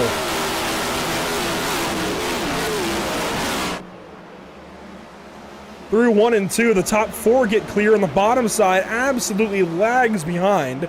Brad Delph in control of that lane. He's going to fall back now to race with Charlie Widener and Justin Bissonette.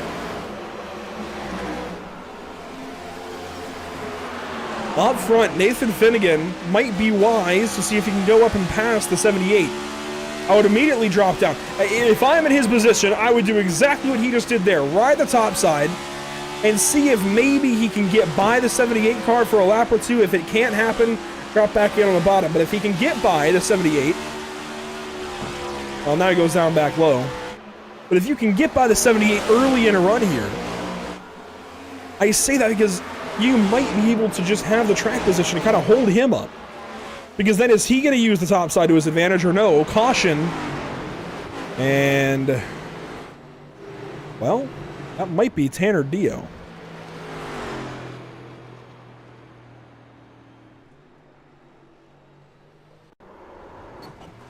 It's actually not Tanner Dio. It seems to have been a lapped car of some sort. Daniel Nyman, I suppose, in car 51.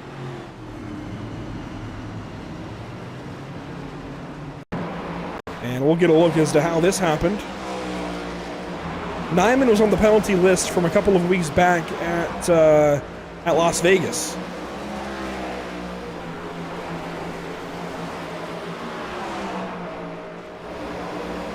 So the Motorcraft Ford on turn 4 just gets free and slides into the wall. And that is our most recent cause of caution. And, man, right in front of poor Jeff Bodine in the pace truck. Glad it wasn't more than that, but this now puts the field maybe where they need to be for fuel. Because here comes Finnegan and everybody else down the pit lane. See, I wonder, are we going to see them throw tires on, or is this purely for fuel? Wait for the jacks? No, that's fuel and down and away. So I think that tells me if these guys have to, they can keep the tires on the car and just get through the cautions.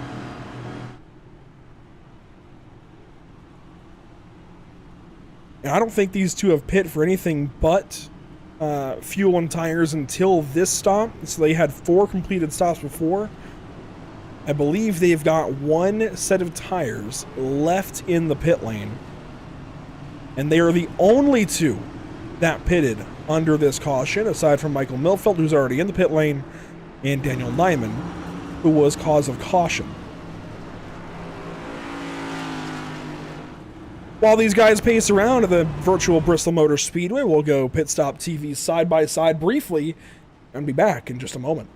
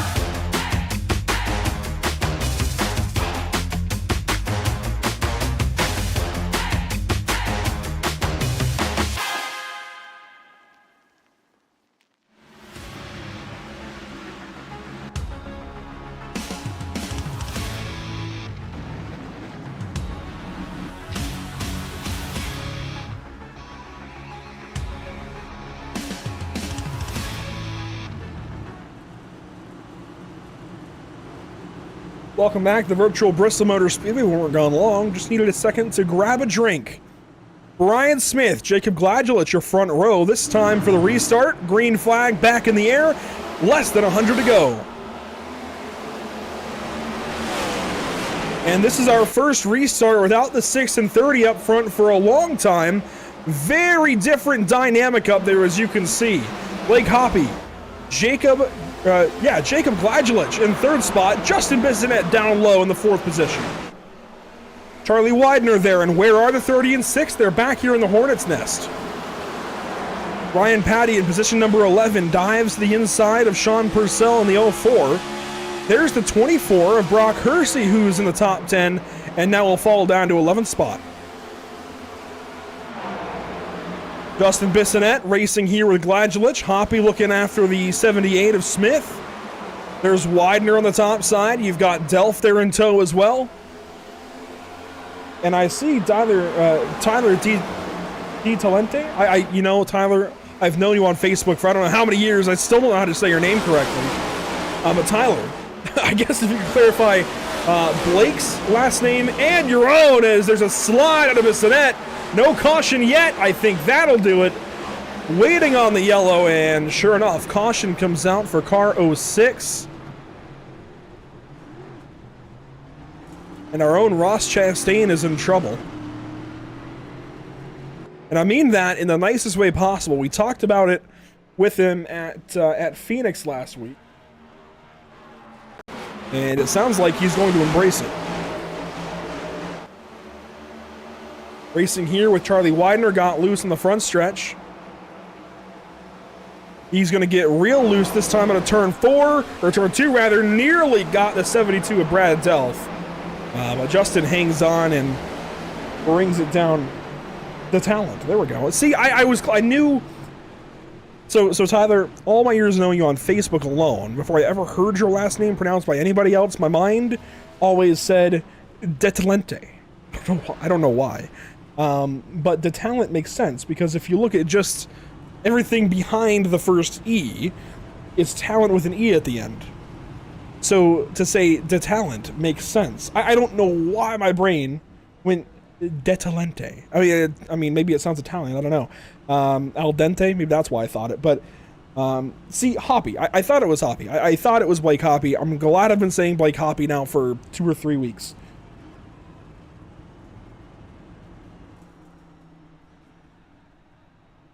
Anthony Campbell to pit lane, and R73. I didn't think he had that damage previously. We can take a look back, and apparently he's had this damage now for a while. And something interesting about the 73 car is there was a very important clarification made to me after last week's race at Phoenix. If you recall back to the end of stage 2, Anthony received a push from, I believe, I don't recall which driver actually. Received a push from a teammate though, I believe. And he had just run out of fuel. He budgeted his fuel perfectly to the end and then just needed a helping hand in pit lane. Well, he made the penalty report because of that.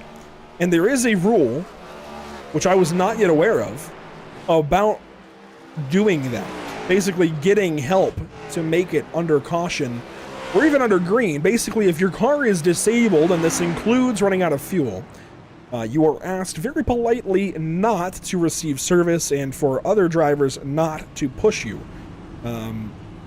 Basically, to avoid drivers doing that and running out of fuel just after the line maybe to get stage points. Basically, the admin team wants you guys to be able to complete the stage and get back to the pit lane under your own power, which I think is pretty sensible.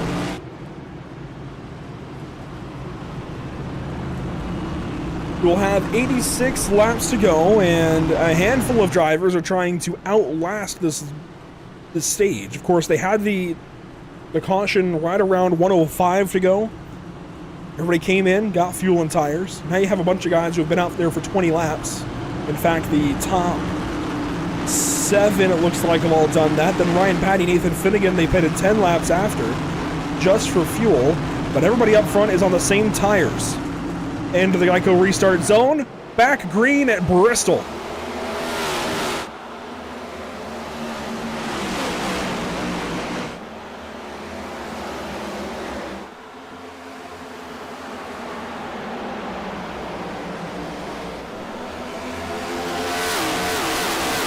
Couple of cars dust the outside wall, but everybody is okay after lap 1 off the restart. Ryan Smith still leading, Blake Hoppy, Jacob Gladulich, and, well, Charlie Widener, Zach Lockett to make up the rest of the top 5. Here comes Ryan Patty off the top side. He's going to go for 5th position down low on Lockett. And you're seeing more of these guys now use the top side because they've already burnt their tires off a little bit. They've already used that first little bit of good rubber as Widener grabs the fence. Lockett just misses it. New camera angle this week on board with car 30. this was meant for when these guys get next to the wall. We thought we might have more of that today, but it's okay. It still looks pretty good down there on the bottom side. You can see what Patty's trying to do. And now Gladulich comes down low, trying to kind of cut off that line a little bit.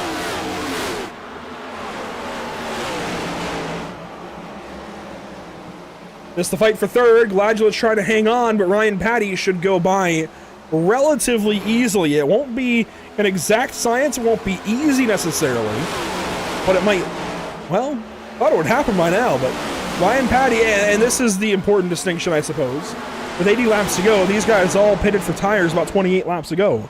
They're all on equal footing as far as the tires. A crash there for Delph, and now Widener, broadside, caution gonna fly. More cars getting involved. They're still crashing. Adam Ball, Charlie Widener, Tommy Taylor, Brad Delph. They're still making contact down there. And that has just about done it for the 95. That car is junk.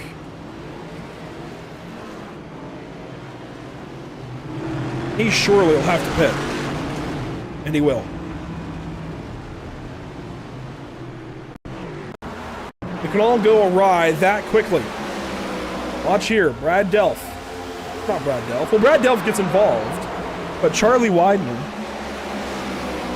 in some big trouble.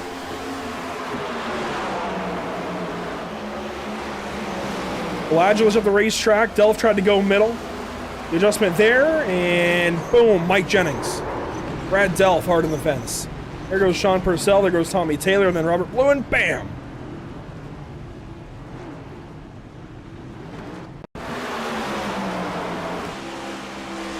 So Widener saw all this happening, tried to shoot the gap middle, and kind of got shoved down into Delph. Lockett just made it. And everybody just kind of piles in. Here comes the 99. Pow! How did Adam Ball get a piece of that? Adam Ball, 13 laps down already. He's actually going to be able to see the 57 of Taylor go in there, and Ball's going to go down low, trying to miss it. Decent job of doing so until Taylor gets into the 72.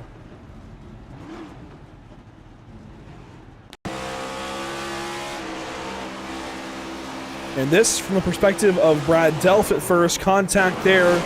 Shoves down the inside, and Eldred gonna hook the 72 up the racetrack afterwards. So Cody Eldred plays a part in all of this.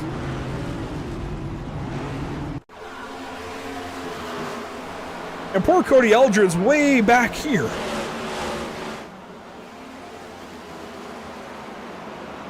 Oh, he's gonna come flying in on the bottom and hooks the 72. That's unfortunate. Oh, Bissonette. Replay galore. Thank you guys. This is a lot of replays, a lot of highlights. On board with Justin Bissonette. Bisson this crash. Sean Purcell goes high. Bissonette locks it down, goes low. Oh, hello. And it's all on his rear view. Nathan Finnegan going to stay out under this caution along with Timothy Harper. Everybody else, though, coming down the pit lane.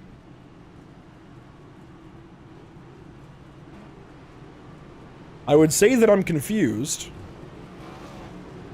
Let's grab the driver of the 6 really quickly before we go green. Nathan, you staying out here? What's the idea? Yeah, clean air and track positions, key, guys. And as you saw, Brian's been just putting on a clinic all day, so we had to do something different. So hoping track position helps us out here, and we don't get a long green flag run. If we keep getting restart after restart, hopefully we can hold them off. But yeah, I had to do something different. So this is our shot to try to see what we can do. Nice, quick, clear answer. Best of luck here, Nathan. Appreciate it. Thanks, guys. Nathan Finnegan, 15 laps led. Going to add to it here on this restart. I'm a little bit surprised, but let's go green and find out how this works. Car 6 out front. Brian Smith has been perfect on these restarts, and I think this plan for Finnegan has already been shot down by the 78. It's not a pass for the lead just yet, but Smith is going to go high here. Well, he doesn't have him yet. I don't think it's going to take long.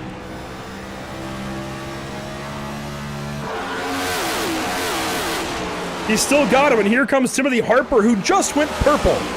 On old tires, mind you. That's 14.046 for the 12 car. Harper is in this race all of a sudden. Where did he come from? Now a Chevy, a Toyota, and a Ford up here. A shot there from Harper to Smith. Hello, Timothy Harper.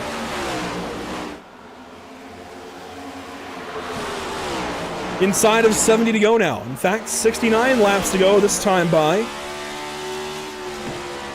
Brian Smith just following the 6 car around. I think he's going to take it relatively easy if I had to guess. And just go through the motions here. If anything, it's in Brian's best interest to let Nathan run his tires out and pass him a little bit later. Behind these guys, Jacob Gladulich and Zach Lockett, they run for 5th and 6th.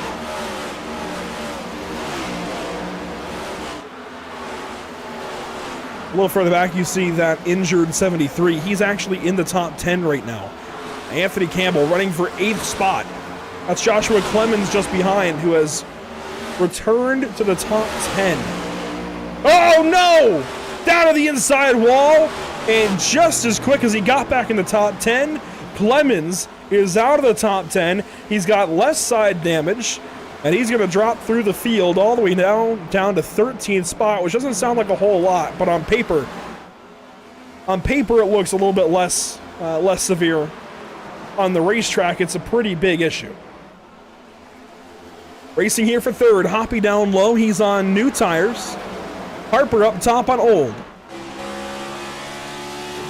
Love that camera view.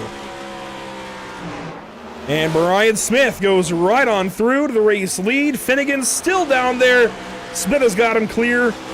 Change for the race lead for maybe the final time today. We're just shy of 60 laps to go. In fact, that is 62 to go. And all the 78 had to do was get up top of the 6 car.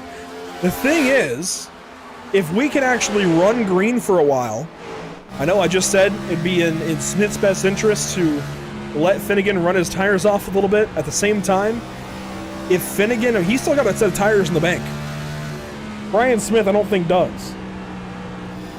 So Finnegan's still got a set of tires. I believe Finnegan and a bunch of other guys just used their final set. I think even Ryan Patty, yeah, he just used his final set. If Finnegan can outlast these guys for a while, if we get a caution within the last, 30 laps, that's going to make a big difference, and the 6 car just might work back forward. We could see the 6 go back-to-back in that very select scenario.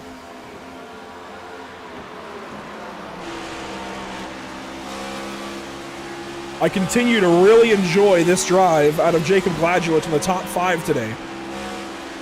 It's not been easy going for him to get the season started, and yeah, he grabs the wall there at a turn 4 just as soon as I talk about him. But he's been as high as 2nd in this race. He's clearly got some pace in that 14 car, and we clearly are going to have to be a lot more cognizant of where the 14 is this season as he goes by Blake Hoppy. They are on even footing with tires. So that's a pretty important pass to the 14 car. He very well could be talking to us after this one today. Anthony Campbell, Cody Eldred, a couple of drivers back here who have gone through the ringer. Meanwhile, that train in the top 10 ends right here with the 06 of Justin Bissonette. You see the fight. Gladulich and Harper now side by side. Gladulich will, a little bit of door slam in there with the 12 car. But Gladulich will take that spot away and go through to 3rd. Harper trying to hang on. A little bit of contact there now with Hoppy. Hoppy going to go by. Gladulich up to 3rd. Hoppy up to 4th. Harper now down into the 5th position. And where does the 93 elect to go? Caution. And you see it up ahead. That is the 31 car of Kevin Gunther. And it's still happening. Finnegan was just in the wall, I think.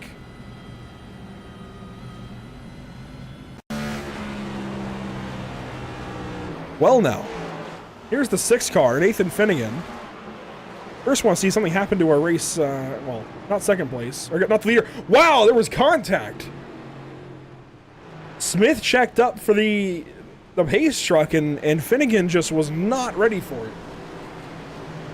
I knew I saw something happening. Kevin Gunther was down there already on the apron. I feel we got to go further back and find out what happened to driver 31. He was actually racing through the back end of the lead lap drivers, as he was, I think he might have been still on the lead lap. He will now drop to a lap down. So Gunther here is racing with Anthony Campbell in the 73 car. Campbell misses the bottom, Gunther up top, and Campbell just sweeps up. And that's going to be a pretty big hit, actually. Pretty significant hit there for Kevin Gunther. He pulls away, and that brings out the caution. Pit stops under this caution. Blake Hoppy will stay out. Jacob Gladulich going to come in the 14 car, I think. Actually, I don't know, actually. It says he pitted, but I don't see a time listed next to him, and he's still up there. Brian Smith, though, will exit the pit lane. He must have had a set of tires left, and that is exactly what Nathan Finnegan did not want to see. Harper, a new set. Lockett, a new set. Campbell, I think a new set. So Blake Hoppy will assume the race lead. Justin Bissonette, I believe, has already put on his last set of tires up here. 27 laps on it. Let's grab driver 06. It's been a rough trip from the back to the front, and back in front a couple extra times here, Justin. A rough day for you in some spots, but you're running second right now. Of course, you stay out under this caution. How are the tires? Do you think you can hold up there?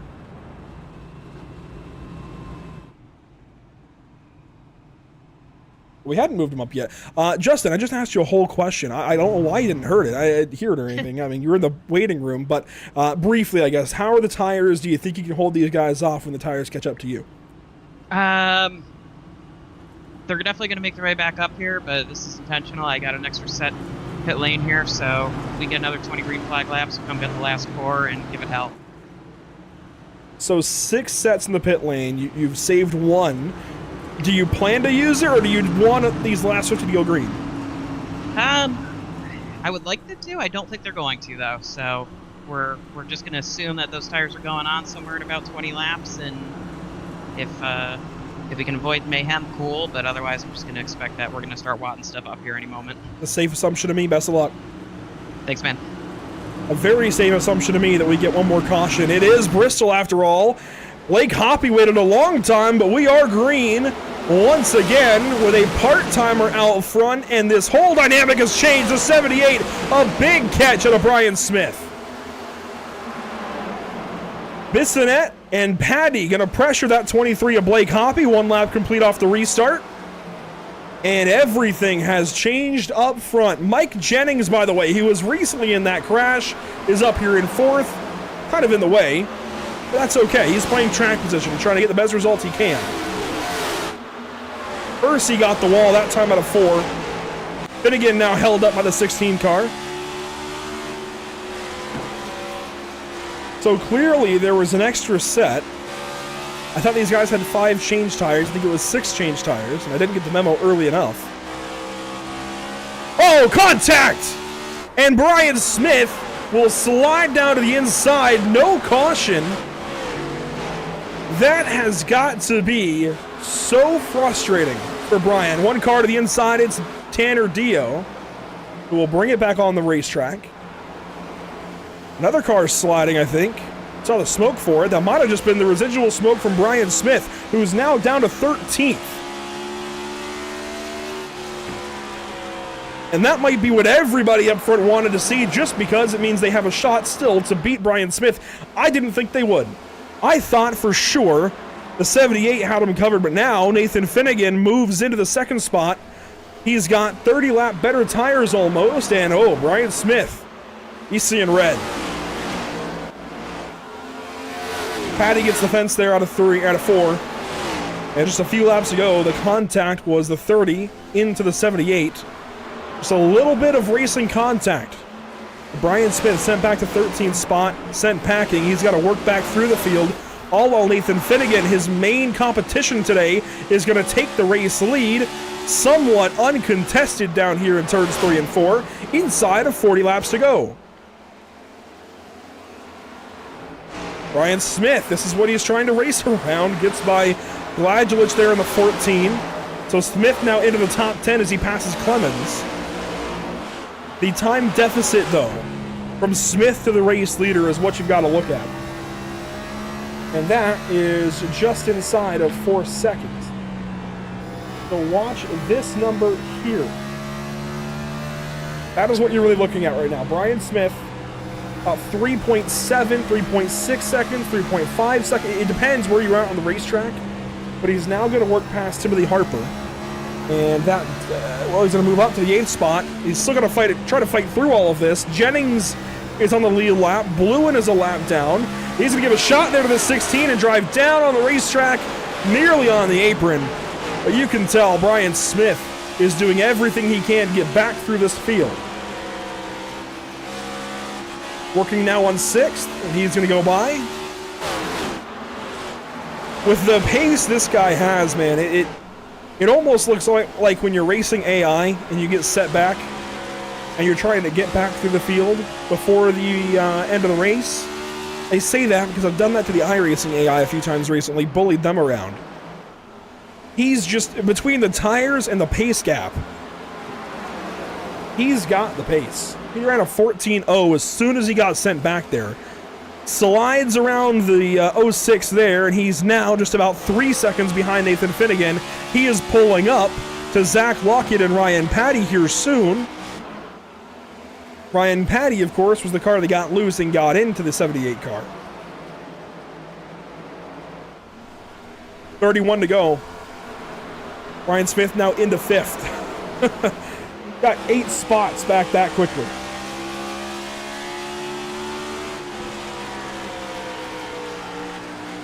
Tommy Taylor outside. He comes down the racetrack, crowds him a little bit. And the 78 of Smith goes right to the inside. And he's back into 4th. But 3 seconds still back of race leader Nathan Finnegan, who's up here all on his lonesome. Just the way he wants it to be. Side by side, Eldred and Bissonette. Bissonette down low, Eldred up top. They pass Tommy Taylor, trying to get by, though, the 99 of Bluen, who ran smack in the middle of the racetrack that lap. Ryan Smith going to get by Blake Hoppy in the meantime. And Harper to the inside of the 06 of Bissonette. Jennings and Campbell, the injured drivers back here. The injured cars, anyway. Back here with some lap down cars. Sean Purcell there. These guys just trying to fight for what they can get. And Gladulich, I know we were talking all kinds of praises on the 14 car for a while. The good race he's been having. Well, unfortunately, it feels like he's still having a good day. He's 10th, actually racing for 10th here with the very damaged 73. They're on even footing with the tires, just different levels of damage.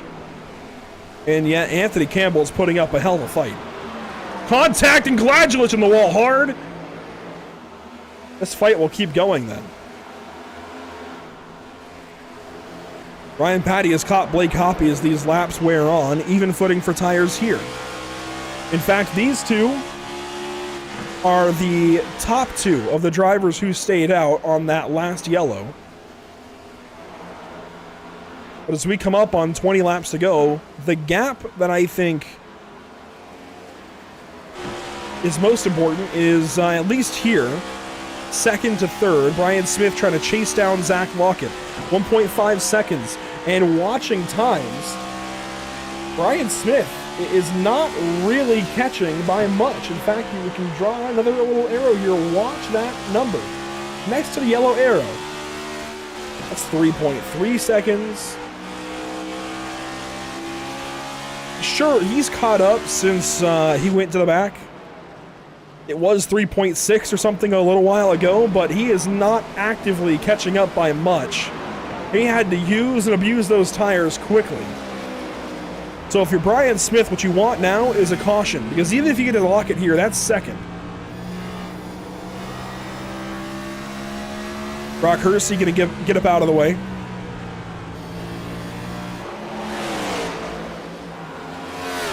That number has been growing now, between the 78 and the 6.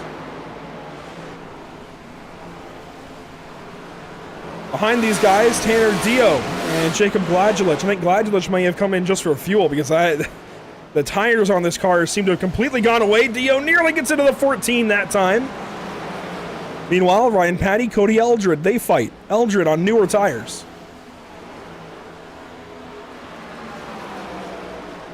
Could we get a Cody Eldred top 5 today at Bristol?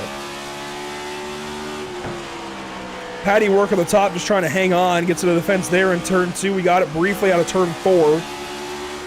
And the Operation Motorsport 32 is just trying to find something down here. By the way, Vincent Loria about to lose the top 20. He has parked it for the day, and Sean Purcell will go by, as Purcell is the lowest running driver. He has now picked up the last position that he's able to earn.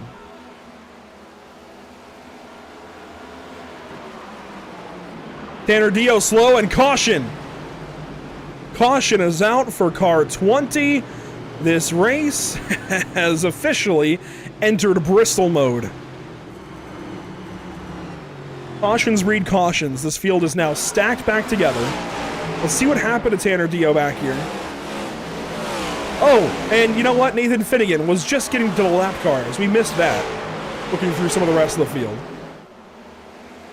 Bissonette's going to grab the fence there. Tanner Dio comes up on it. And it's going to happen down the backstretch. Bissonette gets the 20 and turns Dio around right in front of the race leader. Quick spin and grab a gear and go for Dio. But this resets everything out front. Finnegan now on the same kind of tires as Lockett. No, he's pitting from the lead with 10 to go. No, he's not. Okay. Oh my gosh.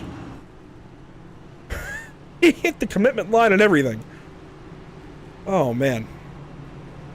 I get tires, but... Well, from 4th, we're seeing these guys pit.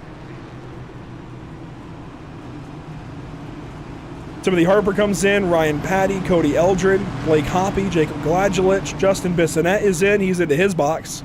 He'll get service, get down on the way quick. I wonder if you can take 2 here, get back out, and be quick. Timothy Harper going to come down. Do we see any driver here go for just 2 tires? Ryan Patty into his box. Blake Hoppy. I know 2 tires is scary in the next gen, but with 10 laps to go at Bristol, do you risk it? Apparently the answer to that question is no. Patty down and away. He's going to exit just ahead, I think, of the 12 car of Harper.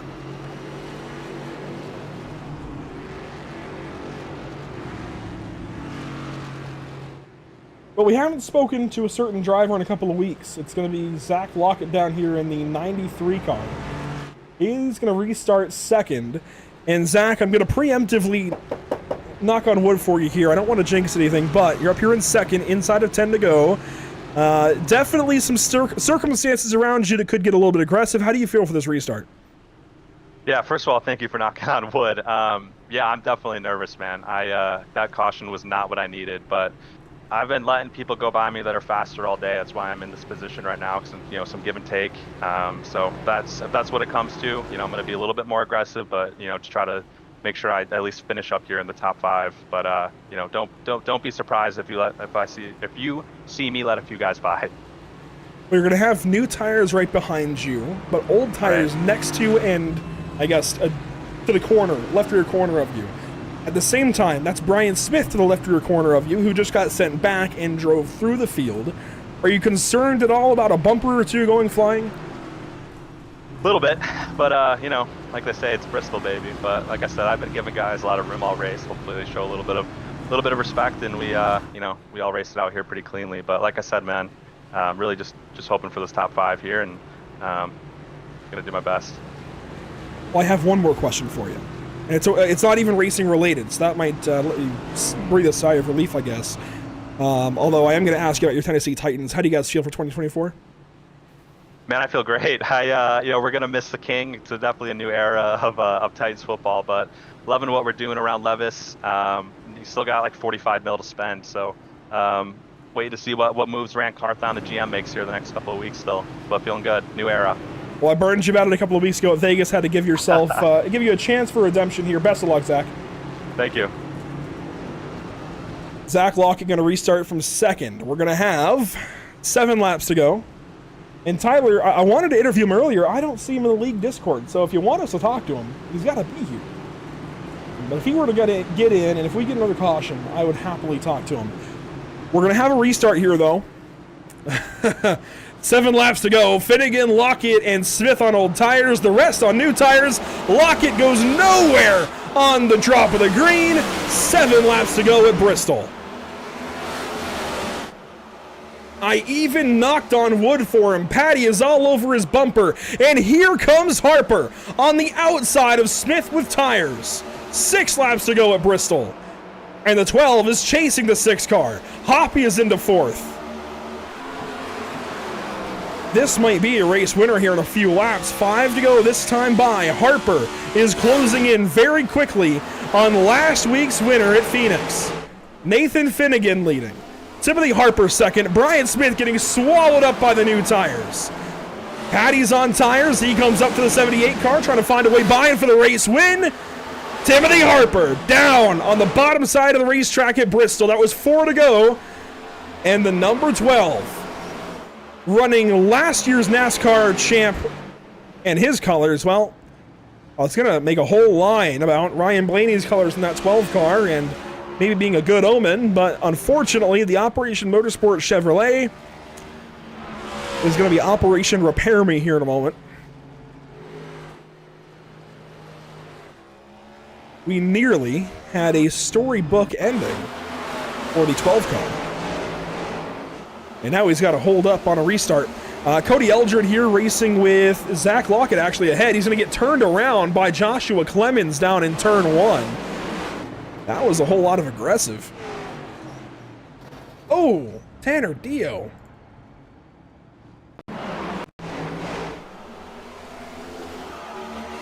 So here's Eldred. He's pulled up on the 93 car. And let's see, Patty's 4th. This kind of tells you where this was at. This was for about 7th spot. Clemens pulls up on him that time, had to check up, kind of hold back.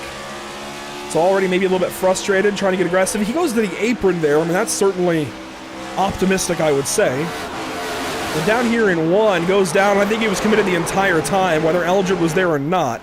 And then Tanner Dio comes in from way back. I think he saw the 32 start to go down the racetrack and tried to fit in the hole. But that is contact. And Eldred and Clemens will... Well, Clemens will stay out. Eldred will come in and pit. And try to get that car back in working condition for this restart. This is a very different situation as we work into Icon Overtime. I think this is the first time this season. We might have done it at Vegas. I'll have to recall. We cover a handful of leagues, so it gets more and more difficult every week to recall who does what, but I want to say this is the first time we go to overtime. Timothy Harper going to restart with the race lead. Finnegan from 2nd, Hoppy 3rd. Finnegan is on old tires out front. The rest of these guys, for the most part, have new tires. Finnegan, Smith, and Lockett are the old tires. Okay, we did have overtime at Vegas. That's what I thought, but I wasn't totally sure. So if you're new to NASCAR-style racing, maybe, and you're not totally clear how overtime works, green-white checkers are just that. The green comes out for the restart. That's green flag. Go racing. The next lap, it's white. That's 1 lap to go. The next lap, it's checkered, and that's it. That's the race over. So you get 2 laps. If you complete the first lap without any issue, the race is official. If a caution comes out in that first lap, we re-rack, restack, and race again. There are 3 green-white checkers available, which means we can do this up to 3 times. This will be the first. If we get a caution on the first lap of racing, we re-rack them and go back at it. That'll be restart attempt number 2. So if you're new to NASCAR-style racing and green-white checkered finishes, there is your crash course. Harper is going to choose the outside lane, which is very, very wise. But he's going to have new tires right behind him in the form of Ryan Patty. Waiting on the green. Green flag is out. We're in Icon overtime at Bristol.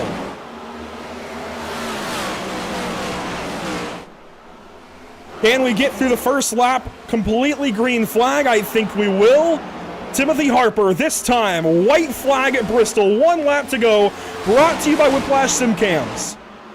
It's a long shot to see if Ryan Patty can even get there in turn 3. This time, nobody's going to touch the 12 car. Or Timothy Harper wins at Bristol Motor Speedway, carrying the colors of last season's NASCAR champ. The 12 car is going to be able to burn it down in Tennessee. First short track race of the season. First win for Timothy Harper. He's the 4th to collect a checkered flag this season.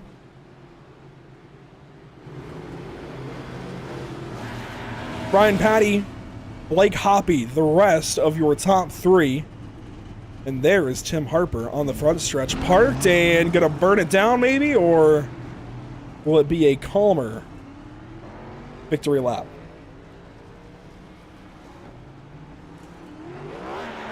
No, it won't. Here we go. Burnouts at Bristol.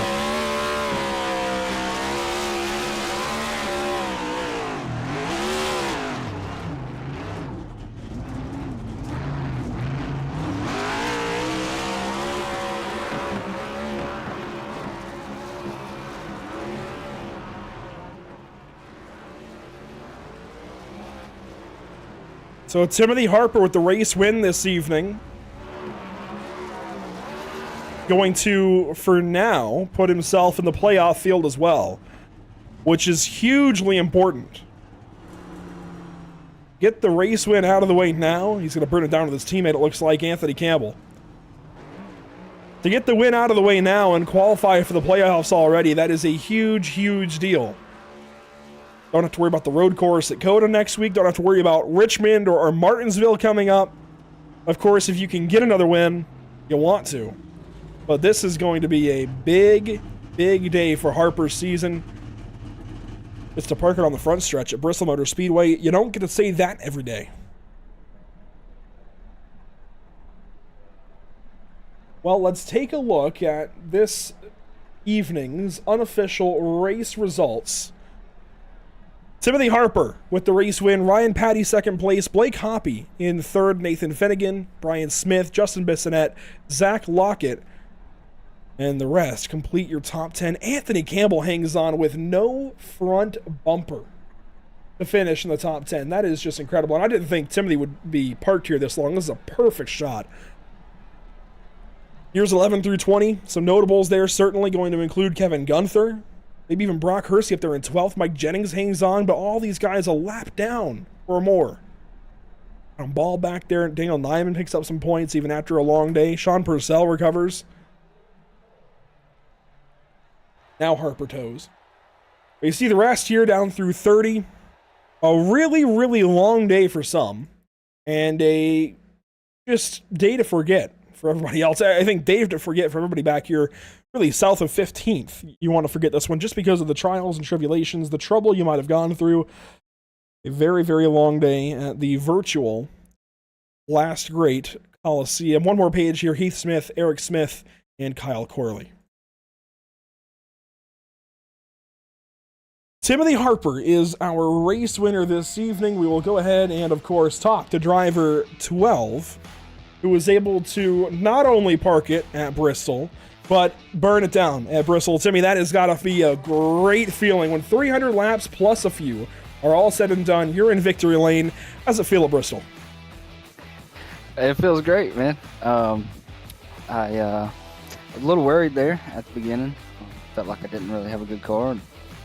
On the long run, it seemed to come alive, but we just couldn't get a long run long enough for me, I guess. We got a few good runs, but not long enough for me. But yeah, all in all, it felt really great there at the end.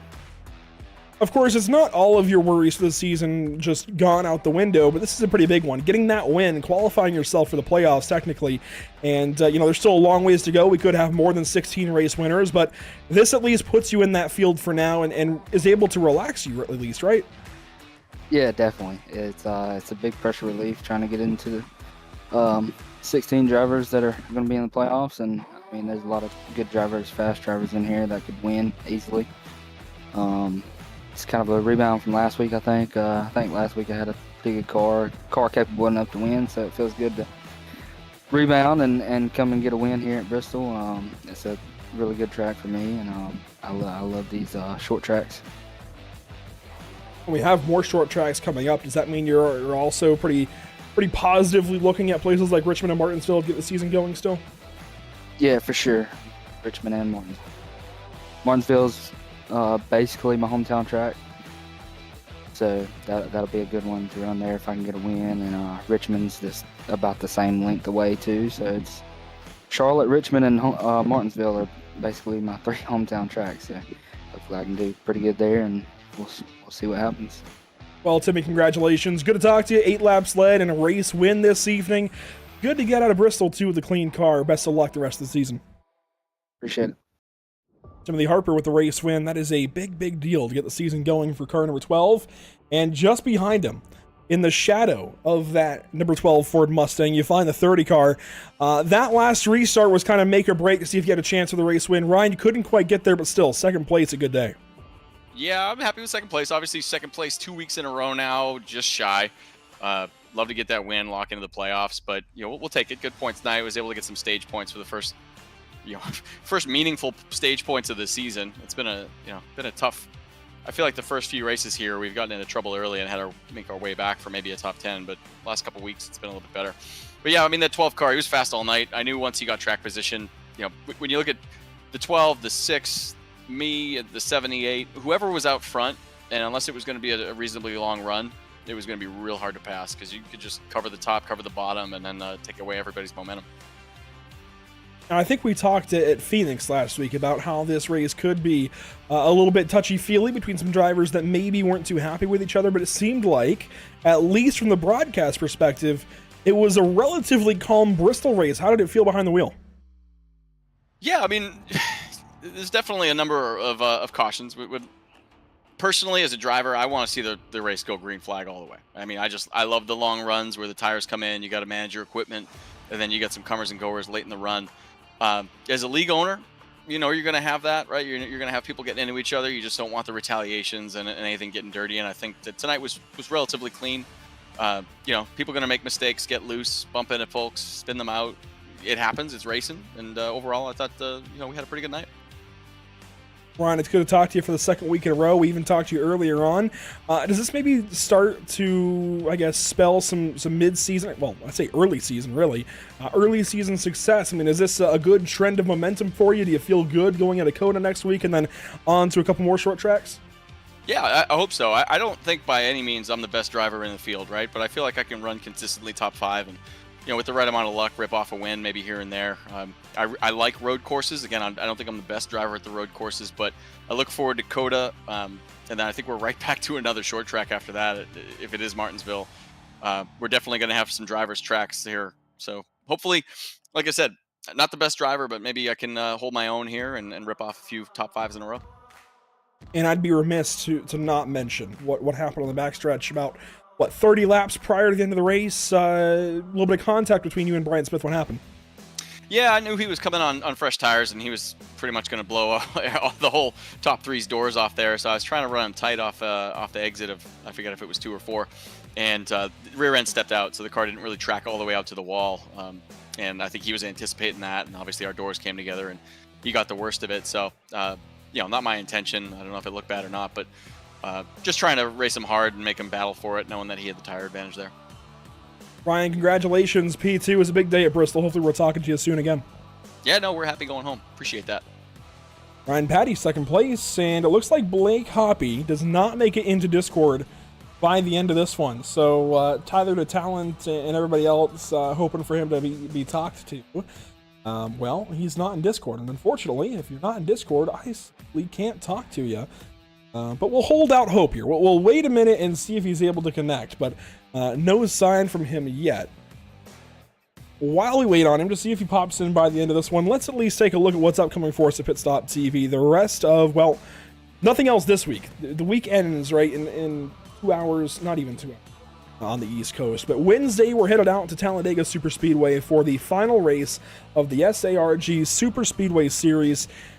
Race 7 of 7 is upon us, and a lot is going to be decided. We have a Super Speedway Championship that has come down to single-digit points. So if you guys are interested at all in exciting NASCAR-style racing, especially for points, something on the line, well, you got to tune in Wednesday. I'm telling you guys, I see that we still have a bunch here watching. Wednesday evening, be here. Trucks at Talladega for points, single-digit gaps in the season points. It's going to be a lot of fun on Wednesday night. And then Thursday, it is the Sims Best Short Track Drivers heading out to Five Flags Speedway in the Sarah Pierce Fleet Service Super Series. Super late models, Five Flags, what more is there to say? It'll be a 125-lap race, I believe. You definitely want to tune into that one. The Sims 30 Best Super late model drivers going at it at Five Flags. Of course, you see, we wrap into a new week. We go to COTA in a week's time. You definitely want to make that one as well. It's going to be a lot of fun as we head to our first road course of the season. We've got a handful of them across the schedule.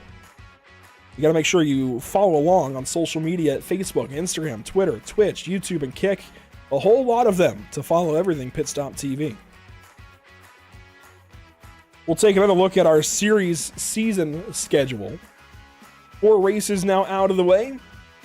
Let's see, Daytona was Michael Milfelt. Then Las Vegas was Brian Smith. Phoenix was Nathan Finnegan. Today, it's Timmy Harper in Victory Lane. That's our first Ford winning too. We had a couple of Toyotas and a Chevy, now a Ford. Who is going to win at COTA next week? You've got to tune in. 50 laps at Circuit of the Americas. That's going to be a long race for these guys.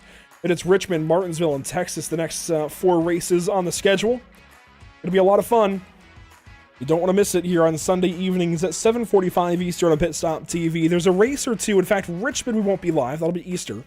There'll be a few races that we don't broadcast at the channel, but for the most part, we are in for the win. If that makes any sense. We are here for this season for sure, for most of this season. No Blake Hoppy yet, unfortunately, so it's going to be a good night from us. Thank you, everybody, for watching. Congratulations to Timothy Harper. A big win here at Bristol. Going to vault himself. In fact, we can quickly look at the standings coming into this race. Let's see, Harper is down there in 9th, so he is going to jump up big time. Milfelt's going to drop. Gunther's going to drop. Patty's going to jump up a bit more. Laria's going to drop, or Laurie, rather. Justin Michael not here this evening. Lockett with a good finish. He finishes 7th. Bissonette, oh, man. He finished 6th. Good day there. Charles Widener, though, 23rd. He's going to drop out of the battle for the points lead. So a lot is going to change very, very quickly in these standings. And how about a nod as well to Brian Smith, who ends up recovering to 5th place. That'll do it, though, for us at the virtual Bristol Motor Speedway. Quickly, a little race recap. 13 cautions, 11 lead changes, a solid day here at Bristol. Not much more you can ask for. We'll see you guys next time, though, at Circuit of the Americas in a week's time. A big thank you to our partners here at Pit Stop TV, Whiplash SimCams, ATVO, and CC's Business, and the groups behind the scenes in audio, ATVO, Whiplash SimCams, OBS, and iRacing.com. Once again, thank you all for tuning in. We'll see you at COTA next week.